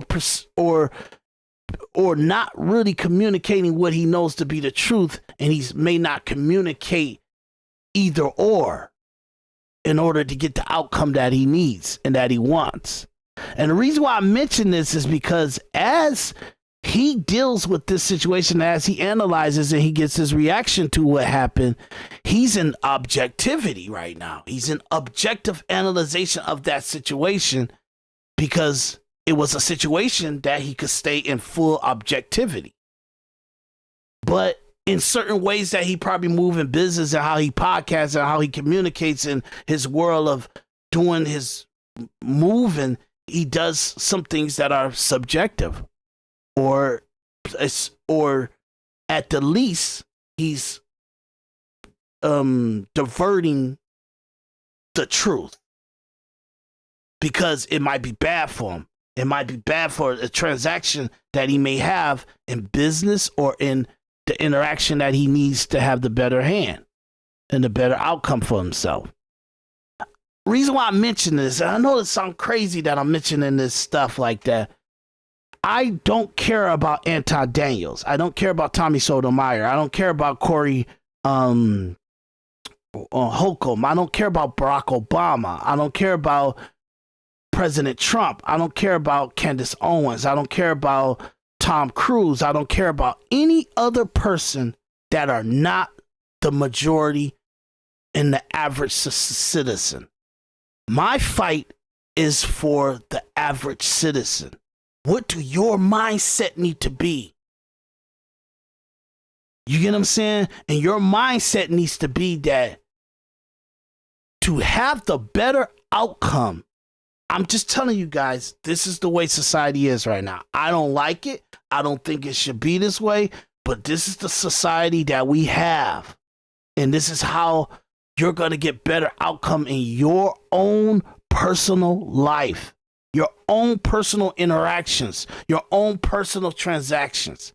You must do what's best for you in every interaction you have. In every conversation that you have, that get the best outcome for you. You must manipulate. You must strategically analyze and give the specific outcome that will be the best for you. Why? I don't know if people watching this podcast will be women, but I know for men, in order for you to have full, stable foundation for yourself, in order for you to take care of your household or derivative of people you're around that may need your support, or that you will be in hope to give some kind of support to, you must keep stable. You must have a stable foundation to your outcome.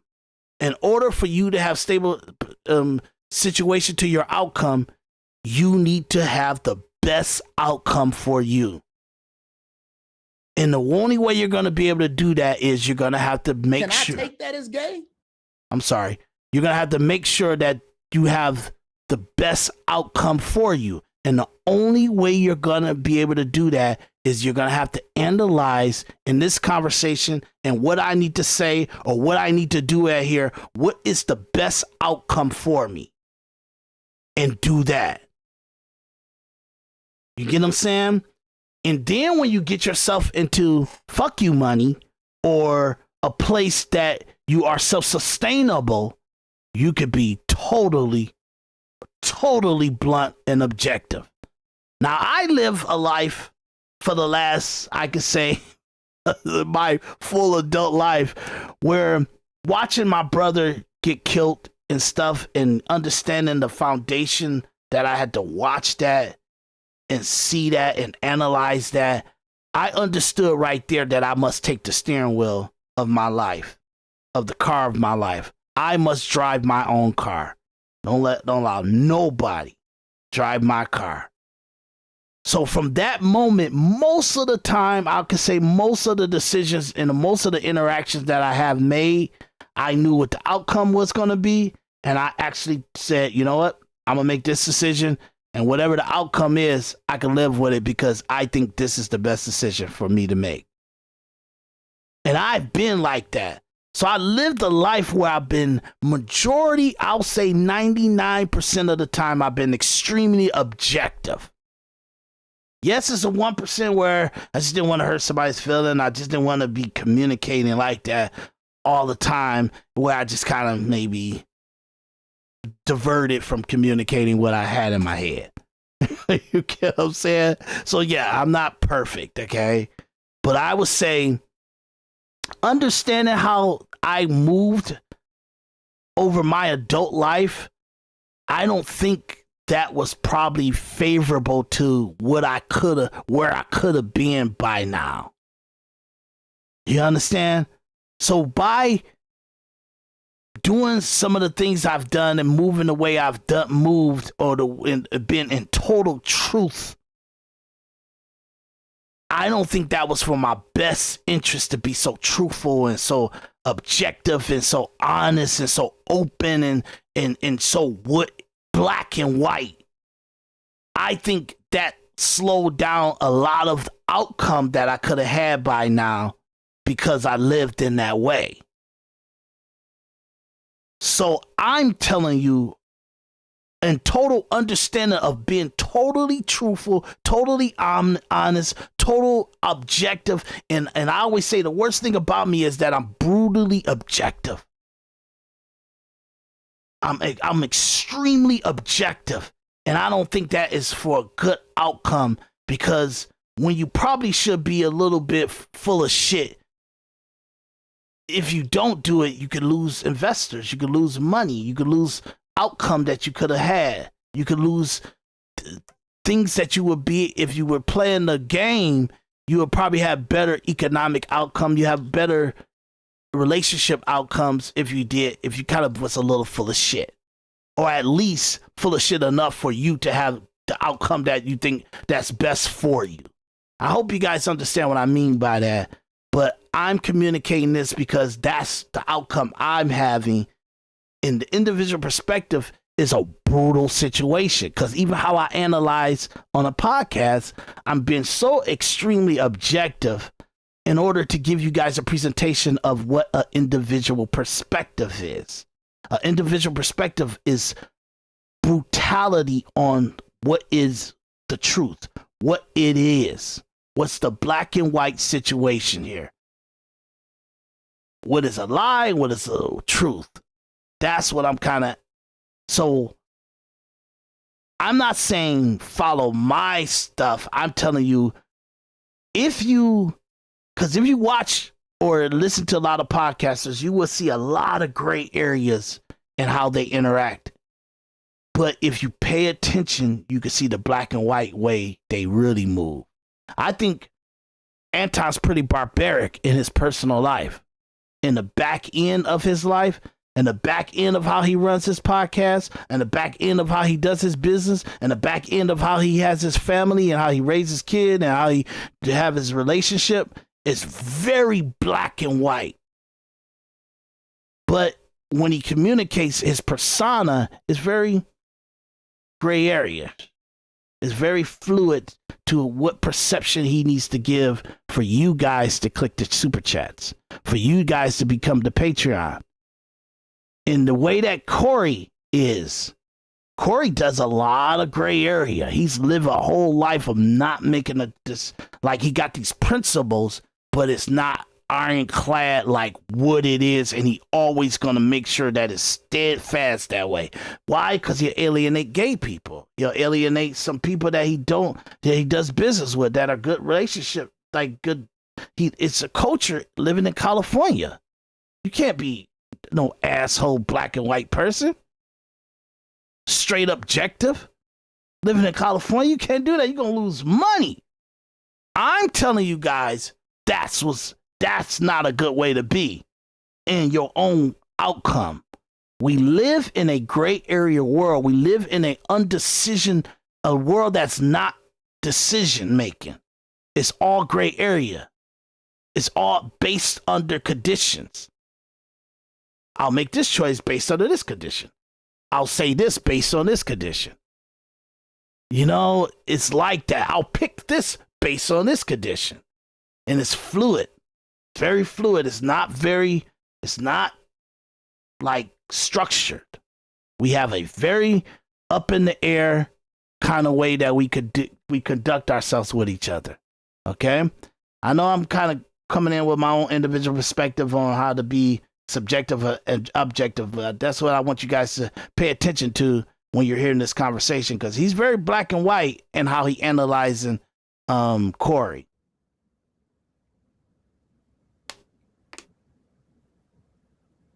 Would I be justified to be offended at that?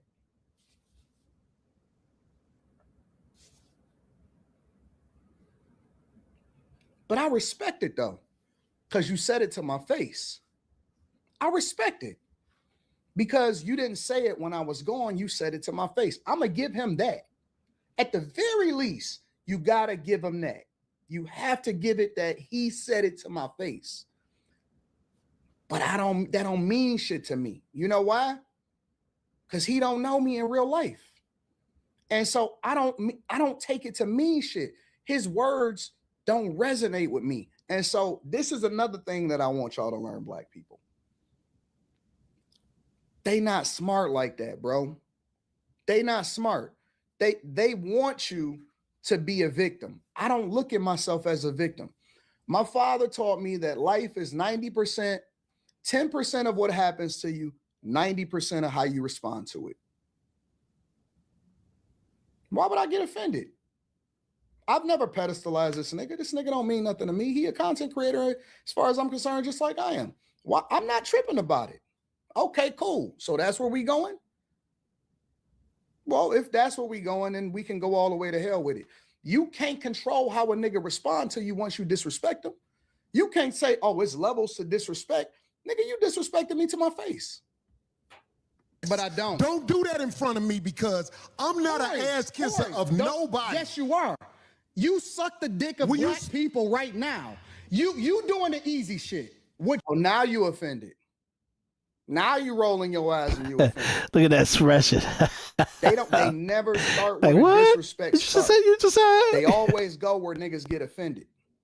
And let me tell you another thing about black people. They emotional. They emotional. They can't hold that shit in. They can't control themselves. But where he went wrong is this. And I'm gonna tell you where he went wrong. You do? Let me tell you what you do. Nah, homie, let me tell you something, homie. Ain't nobody gonna tell you. I don't ain't suck nobody gonna tell you. dick. Yeah, I don't you do. suck Yeah, dick. you do. So fix You doing that. it right now. I don't suck dick, homie. You doing it right now. Homie, believe me when I tell you. I don't Believe me do when that. I tell you. I don't do that. Listen. So don't come at me with no dick sucking shit. I'm gonna give you the same Let's energy switch you seats. give me. Let's switch seats. Let's switch seats. I'm with it. I don't do no dick sucking shit. I'm a motherfucker. Listen. This is what I know for sure. One thing is for sure, and two things is for certain. You can't say I'm jumping off the porch and don't jump. You can't go to the end of the ledge and don't jump. Nigga, you might as well have left Darlene in the middle of us because you got to do something now. Yep. And I broke this down on the previous episode. I don't want to void the purpose of the previous episode that I did, because this is part 2 that I'm talking to you guys about, giving Anton's side. But I do a detailed psychological analyzation on a lot of the stuff that's going on, and he's right. You got to do it. You got to do something now. You know what I mean? So, and I want you to don't look at him doing a Monday night quarterbacking of him kind of analyzing the situation now that he's safe in his hotel and he's away from this fray. No, in real time, I really feel like he sized him up and he felt like he wasn't going to do nothing. And I'm talking about in real time, he communicated what he felt and what he thought that was going to happen in real time. And every 2 minutes, he was right. Every minute, he was right. Every second, he was right. Every 30 seconds, he was right. So you can't say that Anton being big and bad right now, doing his own podcast, analyzing and reacting to what happened. He was right at the moment things was popping off. Every decision that he made went right into the pocket of what outcome was going to happen. Even if the outcome wasn't at that moment happening, whatever was happening, he was doing certain things and saying certain things and positioning himself in certain ways and saying and communicating and physically doing certain things I could do this because I know this is going to happen. I could do this because I know this is going to happen. I could say this because I know if I say this, he's going to respond to it in this way, and this will be the outcome of that. He was doing that in real time. Watch it. And I break it down to you guys in the previous episode, so please watch these 2 episodes together. You got to do something now. I'm not impressed. Ain't no fear in me. Listen. I'm telling you, I don't know if y'all seen it. Y'all can go back and watch it for yourself. The nigga was shaking like Muhammad Ali at the Olympics, nigga. They were shaking. He was shaking. His hand was like this the whole time.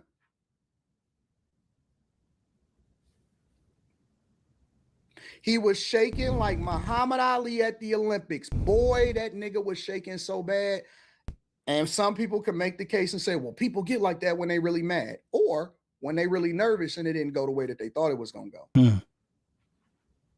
You seen it? Fucking man. I don't do no dick sucking shit. I don't give a fuck about none Well, of this I shit. tell you what, watch that dick sucking shit, because that'll go bad. Call it what you want. I don't do I said what I said, nigga. I said it to your face twice. Call it what you want. I said nigga, you heard me. It wasn't no mincing words. Don't say, amen, knock the stick off of my shoulder. Nigga, knock it off my shoulder this time. Step over this line. Nigga, we not in high school, nigga. You heard me. What the fuck are you talking about? This ain't elementary school. Hey, knock the stick off my shoulder one more time. Nigga, you heard me twice. You heard me twice. You started the disrespect. I met you with the same energy. I mean, Yeah, and that him says, just say it again. Why would I do that? You're in warrior mode and you're right in front of me and you're in close proximity to me. Now I gotta pay attention to everything you actually do so I can control you and I can control the situation and I can have a total better outcome than you. Only way I can do that is I can't get lost in how you respond. You gotta respond how I need you to respond that's beneficial for me, so I know how you're going to respond. That way I can calculate how I need to respond so I can win the war. That's what happens when you're an emotional person, when you're a calculative person. The calculative person, when they looking at the battlefield, they looking at the warfare, and they saying, okay, we're going to do this over here to move their troops and make them do this and make them do this and make them do this. And that way they can come into this area and we could destroy them right here. And then we could win the whole war because we just took out everything that they got. That's how Anton's doing it.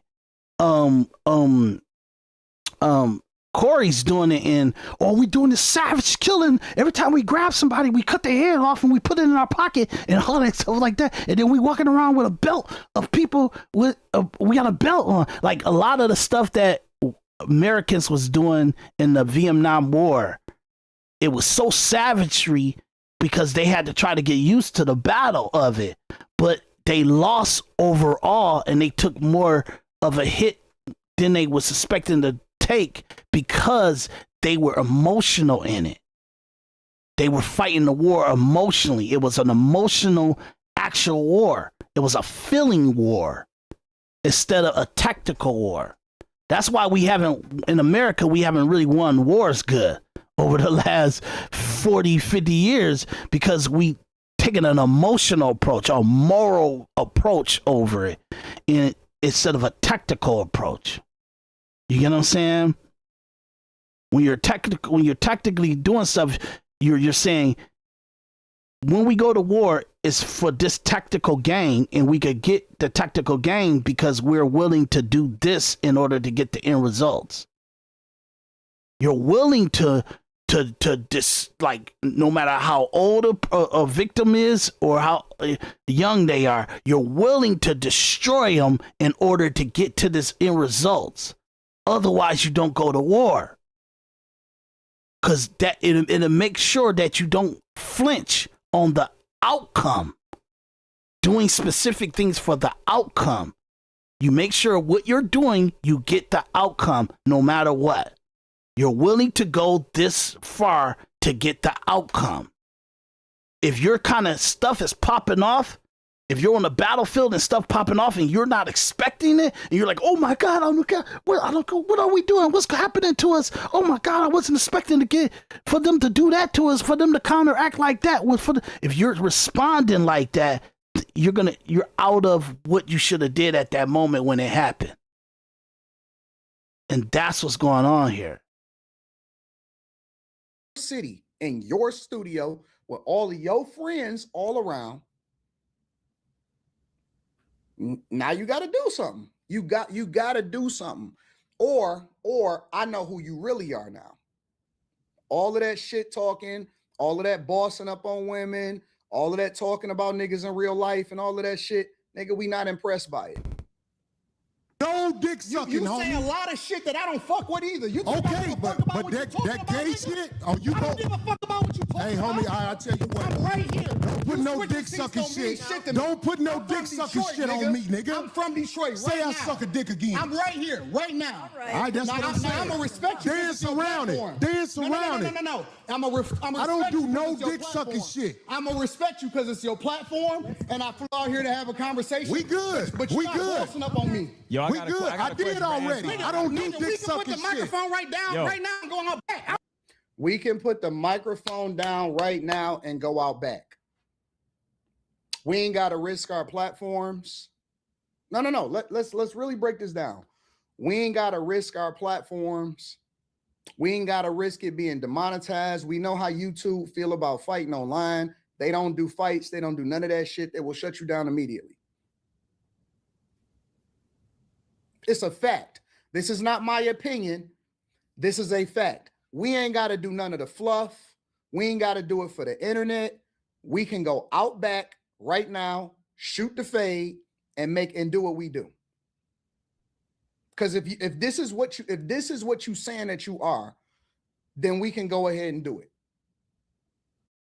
And look, you guys, I truly feel that if it was going to be a fight, and whatever happens in the fight, Anton was willing to take it. What he wasn't willing to do was do it in front of the camera. He's calculated to know I'm not messing up no multi-million-dollar platform a year for a fight on set. I don't, or even hurting his finance or hurting Corey's finance. He like, I'm not messing up our platform. I truly feel at the time of, he did definitely calculate that. But he also calculated if he swings, then it's up. Yeah, I really do feel either he was willing to do either or. But since Corey wasn't willing to really jump, he was seeing that, okay, the calculation, okay, well, let's take it to another level. It might be better for you to swing on me and fight me if we're off camera and we're in the back taking care of this. So I think he was truly true about giving them both options. That's why I really want, I'm saying that in a very objective analysis way, because I do feel Anton, that bag chaser hat that he got on ain't no joke to him. Chase the bag. Under no circumstance do you let life mess with your bag. What's bag? Your money. Never let life dictate how you get your money. And I think he lives like that. That's why he calls himself bag chaser in his system, the bag chaser, because you do everything to get the bag. You know what I mean? Well, he would say you do everything like morally and allowed to get the bag, you know, but I think, you know, some things he might do that's unmorally to someone else. Like I always tell people, morals is very subjective. You know, the pigeonhole of your morality may be self-destructive to me. So I do feel like he really wanted him to really, hey, we can go to the back. If you got a real problem with me that you really want to test my physicality or test your physicality to me, let's do it at the back. But let's not mess up the platforms. I'm making $300,000 to $1 million a month on this stuff. I'm not messing that up. And you're making hundreds of thousands of dollars for your platform, and I'm not letting you mess up that. Let's take this to the back off the internet.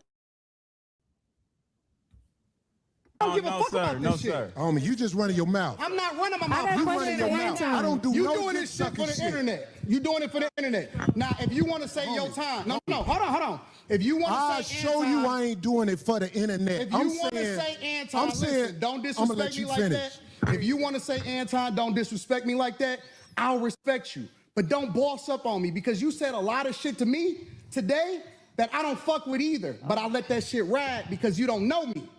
You don't know me. So I'm gonna extend the same respect to you. You called me out of my name. You said some wild shit, especially with regard to how would it call this nigga out his name? Nigga, I'm telling you that you did. You can't tell me how I get disrespected. I got a question for bro. Okay. Now his people trying to derail it and trying to calm it down. So shout out to his people. No. Hold on 1 second. Hold on. We just getting loud. I ain't gonna get loud. Then don't switch seats. Don't switch seats, nigga, like you tough. Don't switch seats like you pressing me. Right. No, No, this because my I take show. That's This cool. my That's show. cool, but I take that shit as a threat. Okay, well, it is a threat if you calling me dick sucking. I don't dick suck, my nigga. Man, fuck what you talking about. I don't bro. dick suck. Ain't nobody trying to hear that. If you want to get back to the conversation, because you ain't gonna do shit. Because you're not gonna do shit. I told you right now, you're not gonna do shit. Mm-hmm. Look, That, bro, and that was I clear. don't know what part of the world y'all from, but either you are or you not. You don't need no battery in your back in order to do so. You don't need him, you don't need her, you don't need none of that shit. If you feeling some type of way, you don't need no battery in your back. You don't need somebody to push you over the edge in order to do it. Nigga, either you are or you not. Don't do all of the performative shit. Don't do it for the internet. Don't try to save face because that's the truth. Me with that dick sucking shit again, nigga. You're not gonna Come at me with. See, I suck dick again. All right, so now he put the microphone down, right? He put the microphone down, right? All right, cool. Nigga. We can go out back right now. It ain't nothing else to talk about. And from my perspective, once you put the microphone down, it ain't nothing else to talk about because you're not trying to talk no more. You don't want to resolve it. You don't want to be amicable. You don't want to debate. You don't want to do none of that shit. So from my perspective, okay, well, then I guess that's that. I guess we going up then, right? We could just go ahead and head out back right now. Let's rock out.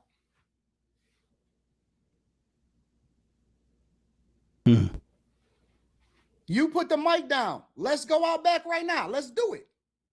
We can go out back right now. I'm with it. I bet you won't say that shit. What we still talking about? What are we still talking about? Nigga, let's just go out back and shoot a fair one. This is the second time I invited you to go shoot a fair one. I bet you won't say it. Nigga, we can go out back right now. What is we talking about? Why are we sitting here debating? Fuck the optics. Fuck all of this. Let's not risk the money, but let's go ahead and get this shit out of our system. And then we gonna come back and we gonna figure it out. What is we talking about? You put the mic down. You not talking no more. You got Darlene coaching you right now. We can go out back right now. Third time. I'm right there. I'm looking at him right there.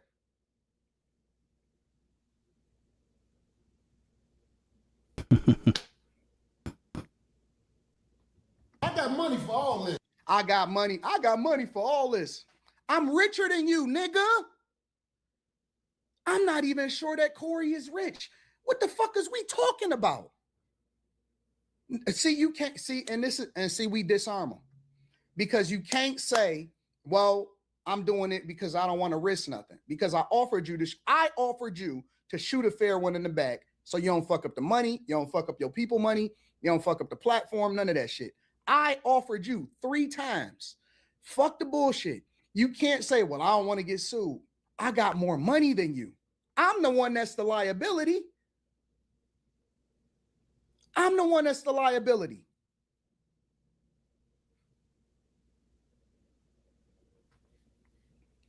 They can't use the money argument. You can't use the intellectual argument.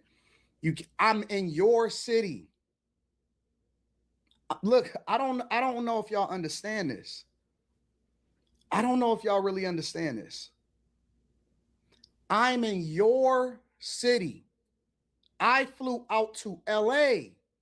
You not in Detroit. You not in my city. I'm in your city and your studio. In your studio. If I'm not what you say I am, why am I in your studio saying let's shoot a fair one? Listen, we don't have to talk about it. We don't have to assume. We don't have to say what we are or we not. We could just do whatever it is that we're going to do. I'm in your city, your address, and I'm right there. So we could have did that on some intellectual shit, or we could have do it that other way. But if you not gonna do nothing, then stop woofing. I don't threaten niggas in real life. I don't say what I'm going to do to you in real life in front of a nigga in his face. Nobody does that. You old enough. We not in high school. Nobody does that. Either they are. Yeah, he getting upset a little bit too, because when you get like the dry or in the inner lip area, because you pissed. You know what I mean? So he's real emotion. So that's why I'm letting him go at it a little bit. But he do need to move it. Get to you made your point. Or they not. Either it's up or it's not. I've never seen a nigga in the hood. I got money too. Don't nobody give a fuck about that shit. Hey, No, it's just not respect. I ain't falling for that. I ain't falling. Dolly, get out the way. Why you telling her to get out the way like you gonna do something though? Why are you telling her to get out the way like you gonna do something? Why you looking at her? He looking at her, I'm looking at him. He's looking at her. This is the equivalent of, hey, get out the way. The girl is in the way. Woofing online, nigga, I'm right here in your studio right in front of you. Nigga, if you feel so disrespected, then do something. The fuck is you talking about? Nigga, that's all we do in Detroit is fades. Nigga, that's why I keep telling you, nigga, that's all we do in the city is fades. That's all we do. My brothers, my nephews, my uncles, my homies, that's all we do is fades. That's all we do. All of this is fade life. All this right here is fade life, nigga. I don't have to talk about it on the internet. I don't have to talk about it on the internet. Now, I don't want to do that because that's the thing that we tried to get away from. That's the shit that we got away from in the hood. Give a fuck about what you talking about, nigga. I want to be on some intellectual shit. But see, these niggas be thinking that they can do that shit on the internet. They think that, oh man, I could sell a wolf ticket.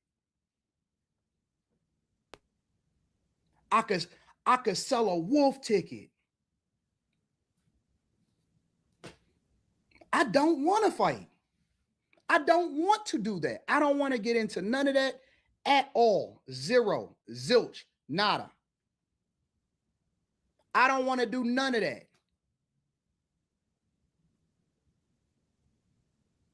Oh, Corey broke his wrist. The nigga sit the fuck down. He broke his wrist. If Corey broke his sit wrist. Sit down in and stop acting tough. On someone. When did he break his wrist? Stop. Just stop. Again, I'm in your city, in your studio, with your people, and I'm not interested in fighting. But if you put the microphone down, and I guess that's what we doing, huh? Don't get in the way of two niggas. Let me tell you something, homie. I ain't got to go out back. Sit down. Sit down. Let me tell you something, homie. Nah, nigga, I don't want to hear your fake intellectual preaching now. I'm not interested in none of that shit. I don't want to hear your messages of truth. I don't want to, see, now it's different. Now I'm in control.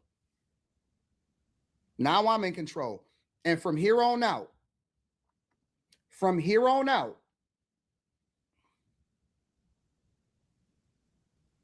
and no, he disrespected me first. I don't give a fuck about what the vlog say, nigga. Go and look at the video.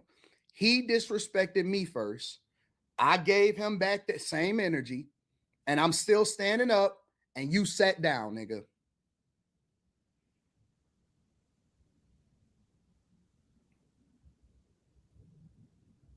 Now I'm in control. If you look at the rest of the live stream, from here on out, in every single metric, I won. I win all across the board. And I know that make niggas upset because y'all be waiting on a nigga to say something to me. Oh man, he would never say that to somebody. I said it. And I stood 10 toes down on it. I said it to you, to the nigga that talked the most shit, that had the most to say. See, he'd do that shit to a woman, but see, when a nigga say it to his face, he'd do that shit to a woman, but when a nigga say it to his face, I flew to your city. No, you offered to do an internet live. I said, no, let's do it in person. You let me show out in your city. I won. I'm safe. I'm comfortable. I'm looking at Crypto Arena literally right across the street. I'm rich. And then let me tell you that this is the cherry on top. This is the cherry on top. Let me show you something. I tried the debate. They didn't want to do that. Hold on, let me go to it. I'm going to address, he said that I bring my girlfriend with me. We'll talk about it. I'm going to show it to you. He tried to have a regular show. They didn't want to talk about that regular shit no more, bro.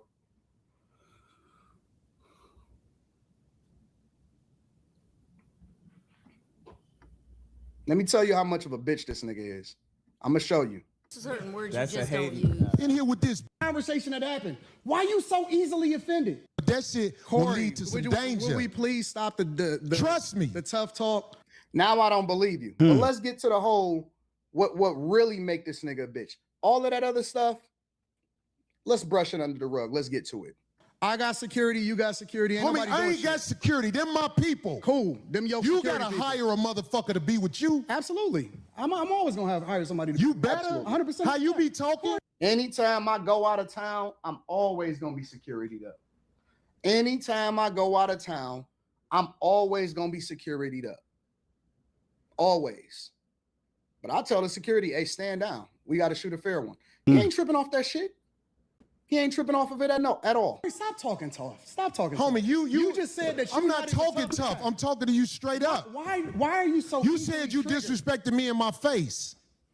And then you act like it was all said that I good. disrespected you to your face. I don't think Hold on, that let me you rewind it. And Asians understand the respect level men must have when they're in front of each other because it can trigger war. That's all I'm saying to you. I understand everything that happens when it happens. I'm a chess player. That's what I've been playing my entire life. Okay. Maybe you walked into something that you wasn't expecting.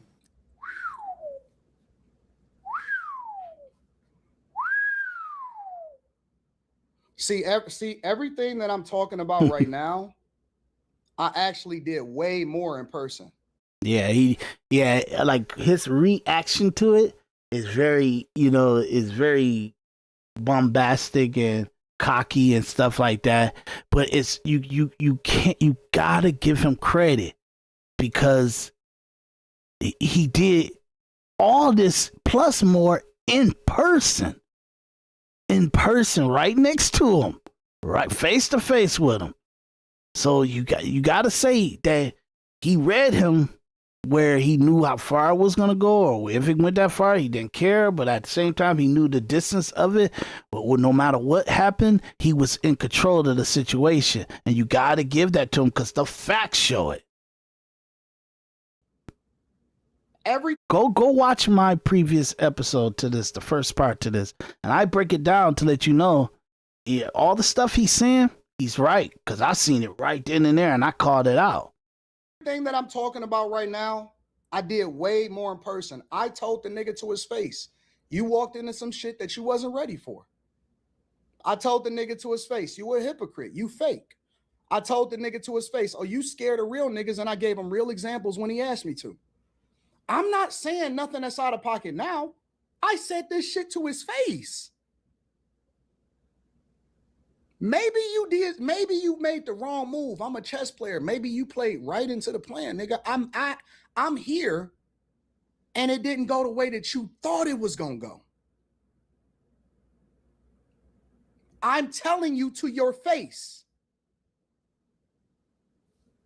I don't go with. Maybe I knew what you was going. Why you stuttering, nigga?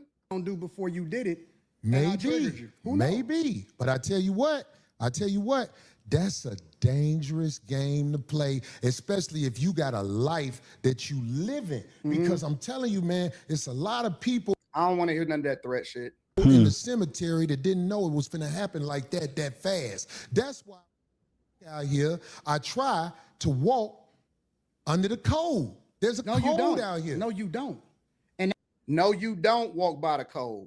No, you don't. That's why I said You say I don't walk under the code? No, you're hypocritical. I told you that to your face. I told you to your face, you a hypocrite. I told you to your face multiple times throughout the show, no, you don't walk by a code. And yes, you are a hypocrite. Yes, you are. You are. You are a hypocrite. I'm telling you again to your face, no, you don't walk by a code. No, I'm not going to just be kumbaya with you. Nope, I do not agree with you. And I told you to your face, you was a hypocrite. World a hypocrite, but what are you talking about? No, you're a hypocrite. You're a hypocrite when it comes. I believe you. When it comes to specifically you moving by a code. I don't understand what you're saying. Because you think that you can say what you want to say when you want to say it, and that people are supposed to respect the way that you move. But I don't think that you move the way that you're supposed to anyway. I want this thing to be studied because No, don't talk to the audience. I'm talking to you. When I talk to him. Here's the truth.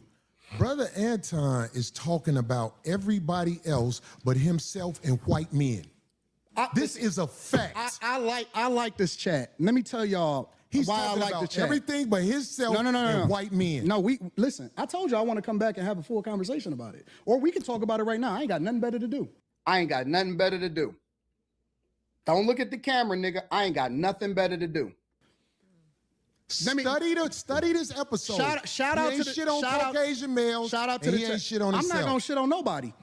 Yeah, Shout you out to shitted the on chat. black people. You shitted on motherfuckers. I feel like I shitted on you. Yeah, that's gonna set them off. It's not no fear there coming from Anton. That's the only reason why he running his mouth like that. It's no fear. Miss me with the tough talk, dog. I'm talking directly to your soul, bro. Yeah. Miss me with the tough talk. I'm not saying nothing online that I did not say to a nigga in their face, in person. I'm not sitting here talking to niggas and I said it directly to your face. Directly to your face. Nigga, no, I'm not shitting on nobody. I shitted on you in person, in your studio, in real life, in front of your girl, nigga. In front of your girl. To you, in front of your chick.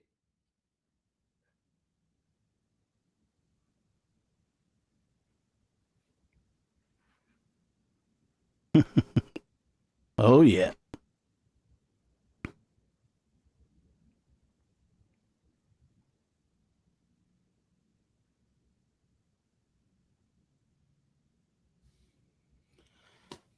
Read his super chats. People talking crazy. That must be what he watching. In front of your girl, in front of your friends, in front of the people that was doing the live stream, the workers, in front of your homeboys, in front of everybody, in front of you.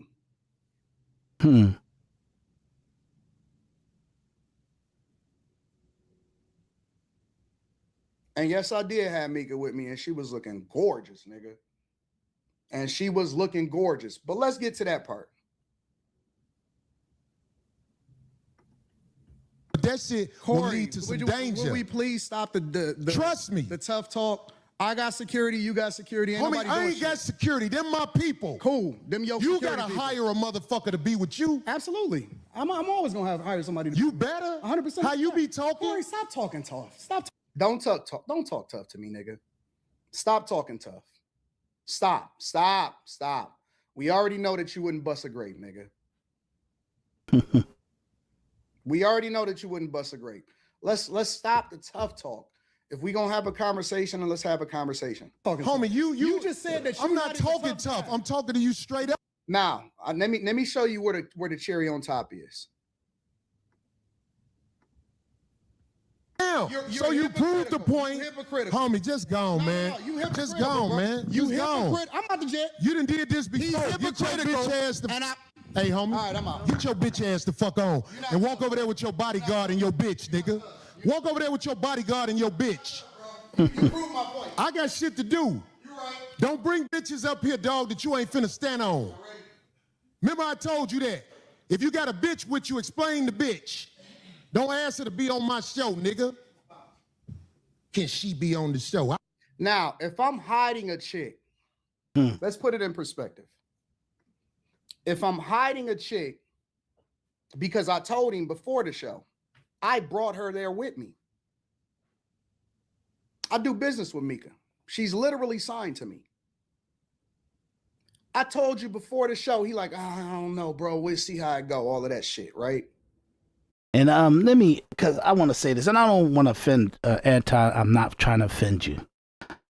We just got an audience here. They don't know you. They don't know what your thought process is and who you are or how you're dealing with women and stuff like that. You got an audience that's kind of, they're in this, you got them in this purgatory or this kind of crazy situation where they don't know if you're messing with her or not messing with her. One thing is, Mika is like a girl that's pretty, you know, she's got the package of somebody you want to present. She does politics and stuff like that too, so she got a good personality, and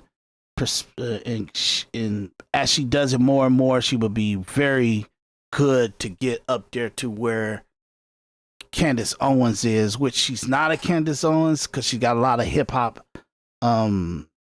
edge to her, and her background is so much in the hip hop and R&B culture and stuff like that. So it takes the edge off of her being able to be like verbose in communication. So once she does it more and more and more and get in her own groove of it, she'll be king shit in it, you know, and she got a good package for it.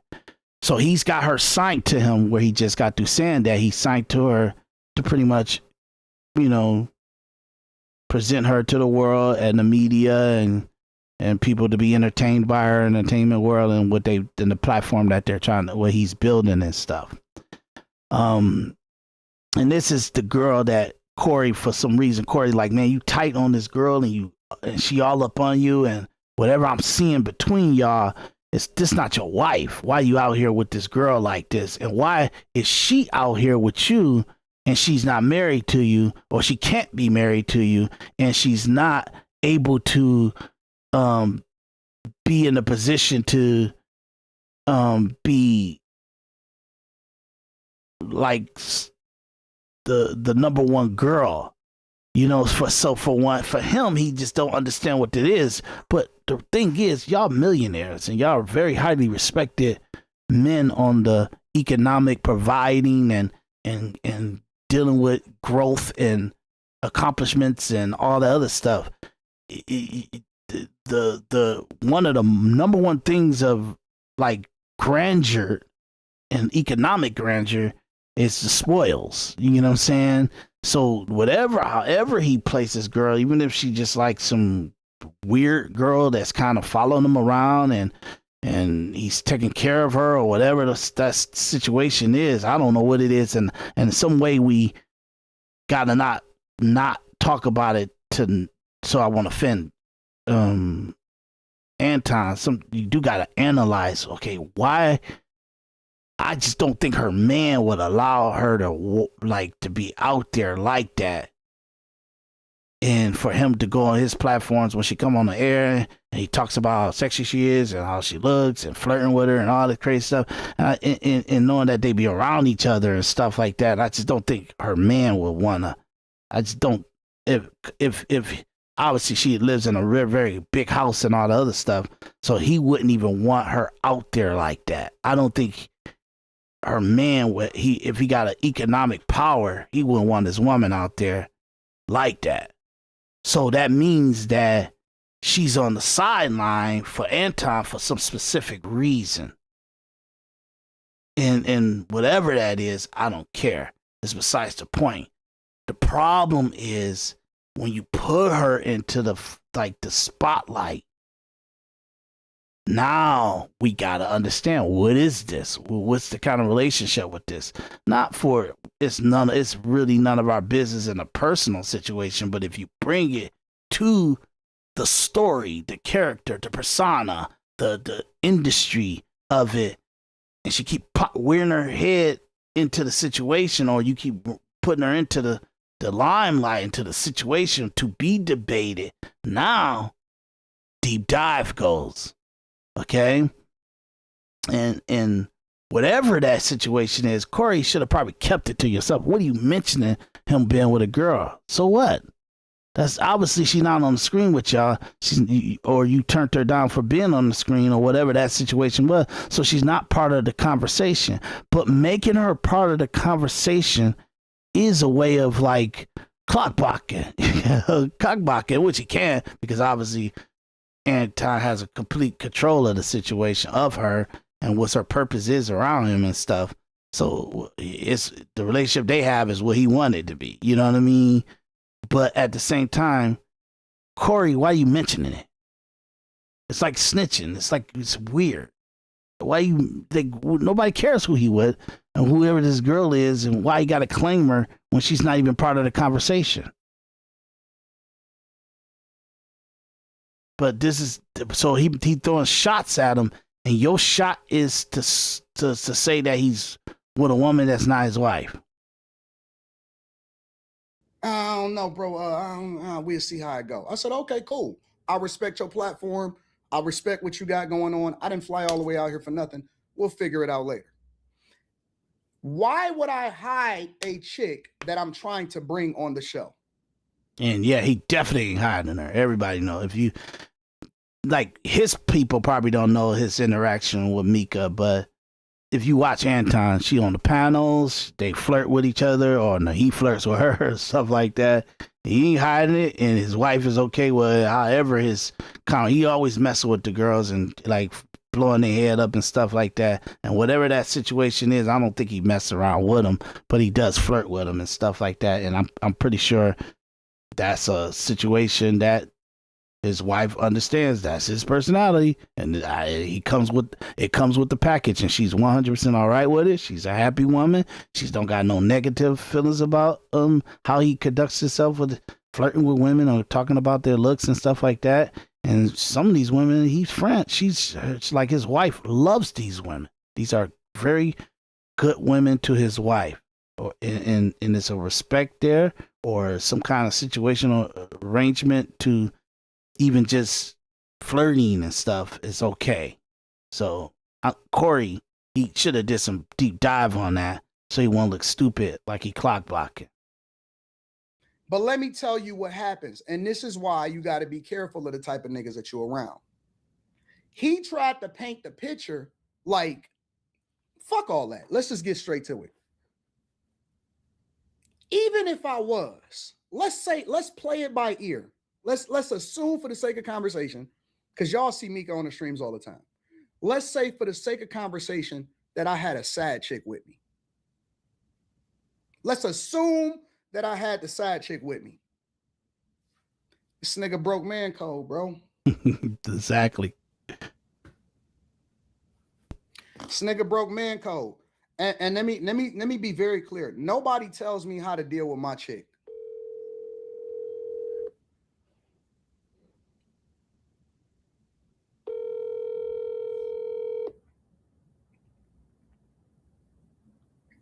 Hello. Hey, baby girl, what's up?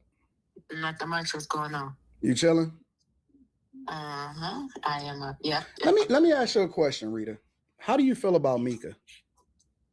About Mika? Yeah. I love Mika. What? Yeah. That's my boo. Our birthdays is very close to each other too. You love Mika? Yeah. Why wouldn't I? Okay. I was just wondering. Why? What's the problem? You know it ain't no problem. Oh. Okay. All right, bye. But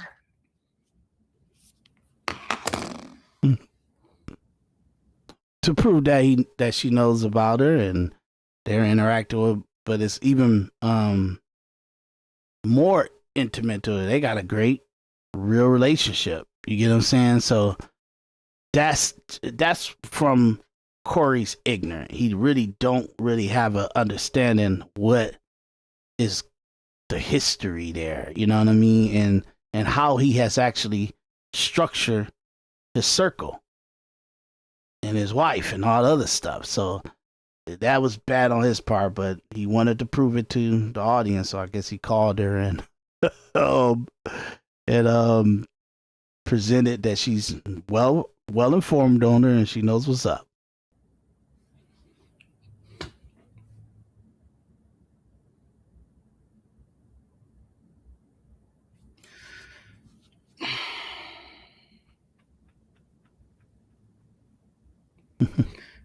Let's say for the sake of conversation,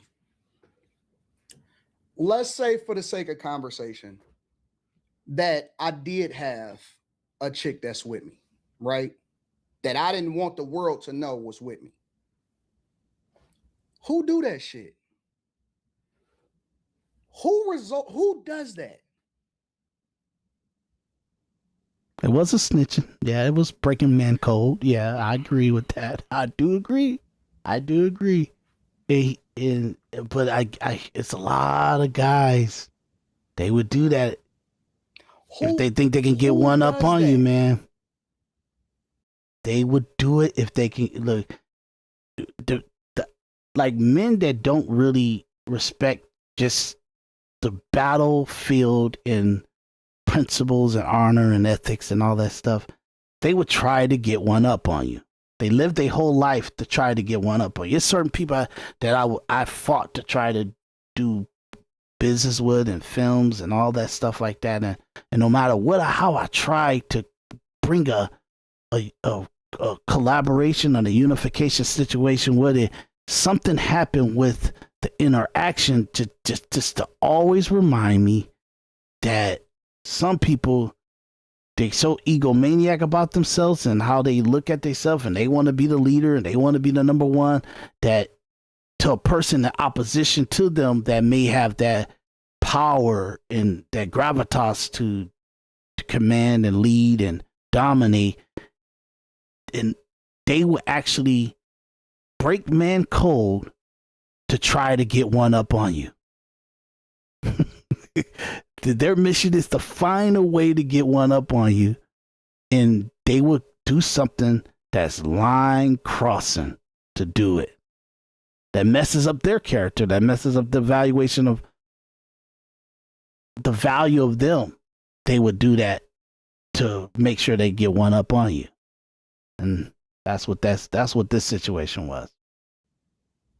Who says that shit and try to say the wildest shit and try to get you on some other shit. Nigga.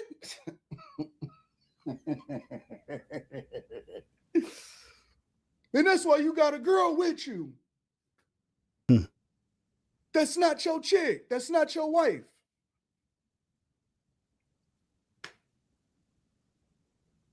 Who does that, bro?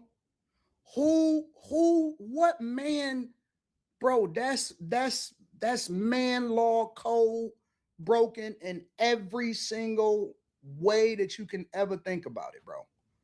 Who does that shit, man? I said, oh, this nigga's a cornball for real, for real. This nigga is so weak. This nigga's a corny. I would never do that. I would never, ever in my life, on everything, I would never, ever try to do no shit like that to a nigga. I would never try to fuck a nigga family up. I would never, ever, under any circumstances. Now, he don't know that, nigga, I'm a chess player. I would never bring something with me that I couldn't have a conversation about in real life. I would never, ever in life try to fuck a man's family up. Never. Would never try to fuck up the money in the family, bro. Never. That is the corniest, weakest shit. If that's not man law number one, man code, man law, you never try to do no shit like that, bro. Yeah, that's for real. Now, that's what homosexuals do. Do you know? Listen. Corey is gay. I'm going to tell you right now to your face. That is what gay men do. When you go on these live streams, pick one. Pick any of the live streams where the gay men stream. Yeah, this is. You guys can go watch the show on his stuff to hear all this. I mean, if it has points to it, I'll play it. But if it's not, it's just if he's just gotta do his little rant on him, I guess I'll play it out. Do you know what they do? Gay men and women do exposes. They do, oh, I caught you with a girl. I caught you with this. I caught you with that. Man, listen, and my people will tell you, people have came to me with a bunch of shit that people done did. Hey, man, this is what such and such is. You know what I tell them? Man, I don't do that shit. Like, if I'm not going to be on some, I'm going to just talk about his talking points or whatever like that. We don't do that shit. We don't walk around trying to figure out who niggas is fucking. That's what gay men do. Listen to what I'm telling you. Bro, that is what Tasha is telling you. Women expose men, gay men try. It ain't my business. I don't know nothing about what you got going on in your life. That's how I know the nigga is gay. That's why that's why he talks so much about the backdooria, but he get offended at the very mention of it. Because niggas that secure in their masculinity, that's every facet of the word. That nigga's a snitch, he a hoe, and that nigga will backdooria you.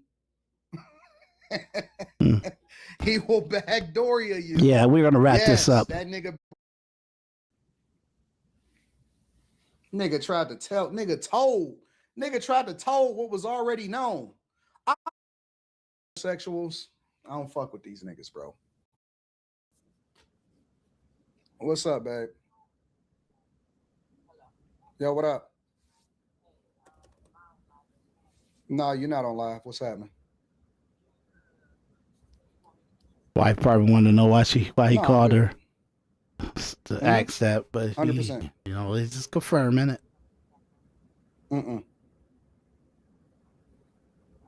Okay.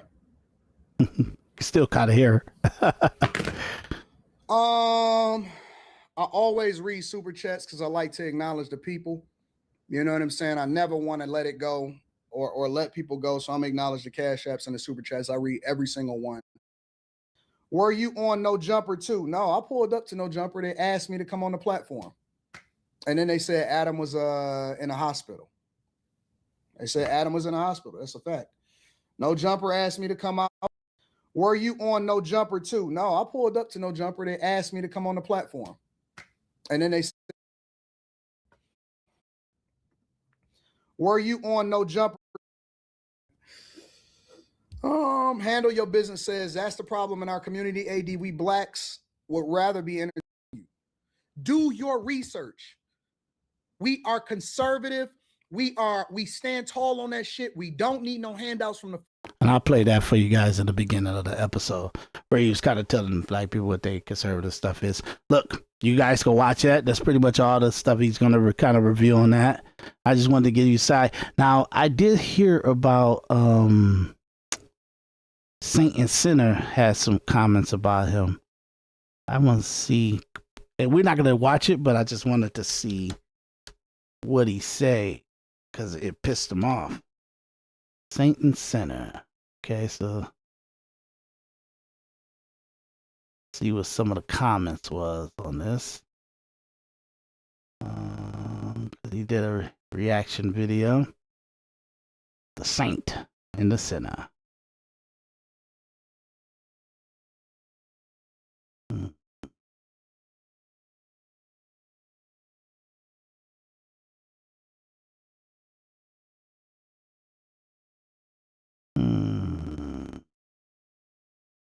Maybe it's another channel he has.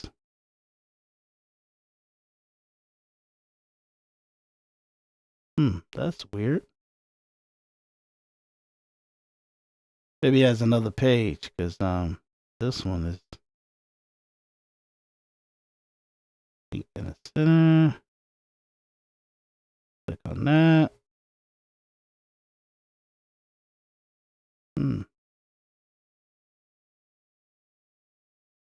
See what he got here. I don't know. But they said that he had a comments on the whole thing that was pretty brutal too. But no. Let me see if it says Anton in this.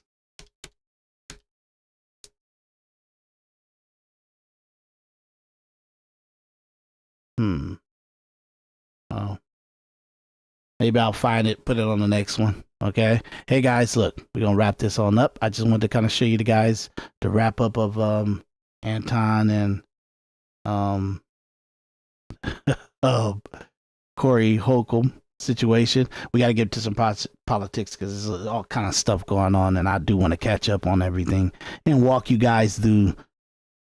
I literally gonna do a big podcast that I kind of walk you through the history of Trump to kind of give you evidence and everything to back up or refute some of the crazy stuff they say about him. Because I don't know, man. I think that guy's probably an enigma and a situation on his own. But look, thanks for guys showing us. Look, my name is Daris D. McKinney. This is Individual Perspective Podcast. Hit the like, subscribe, and follow. In addition, I need to build a panel, so I would like for you guys to kind of be on the panel. So if you can, Individual Perspective Podcast at gmail.com, Individual Perspective Podcast at gmail.com. The link is in the description area. Email me your email and contact so I can put you as part of the panels. We can do this any day of the week. I'll speak to you guys soon, and we'll see you on the next one.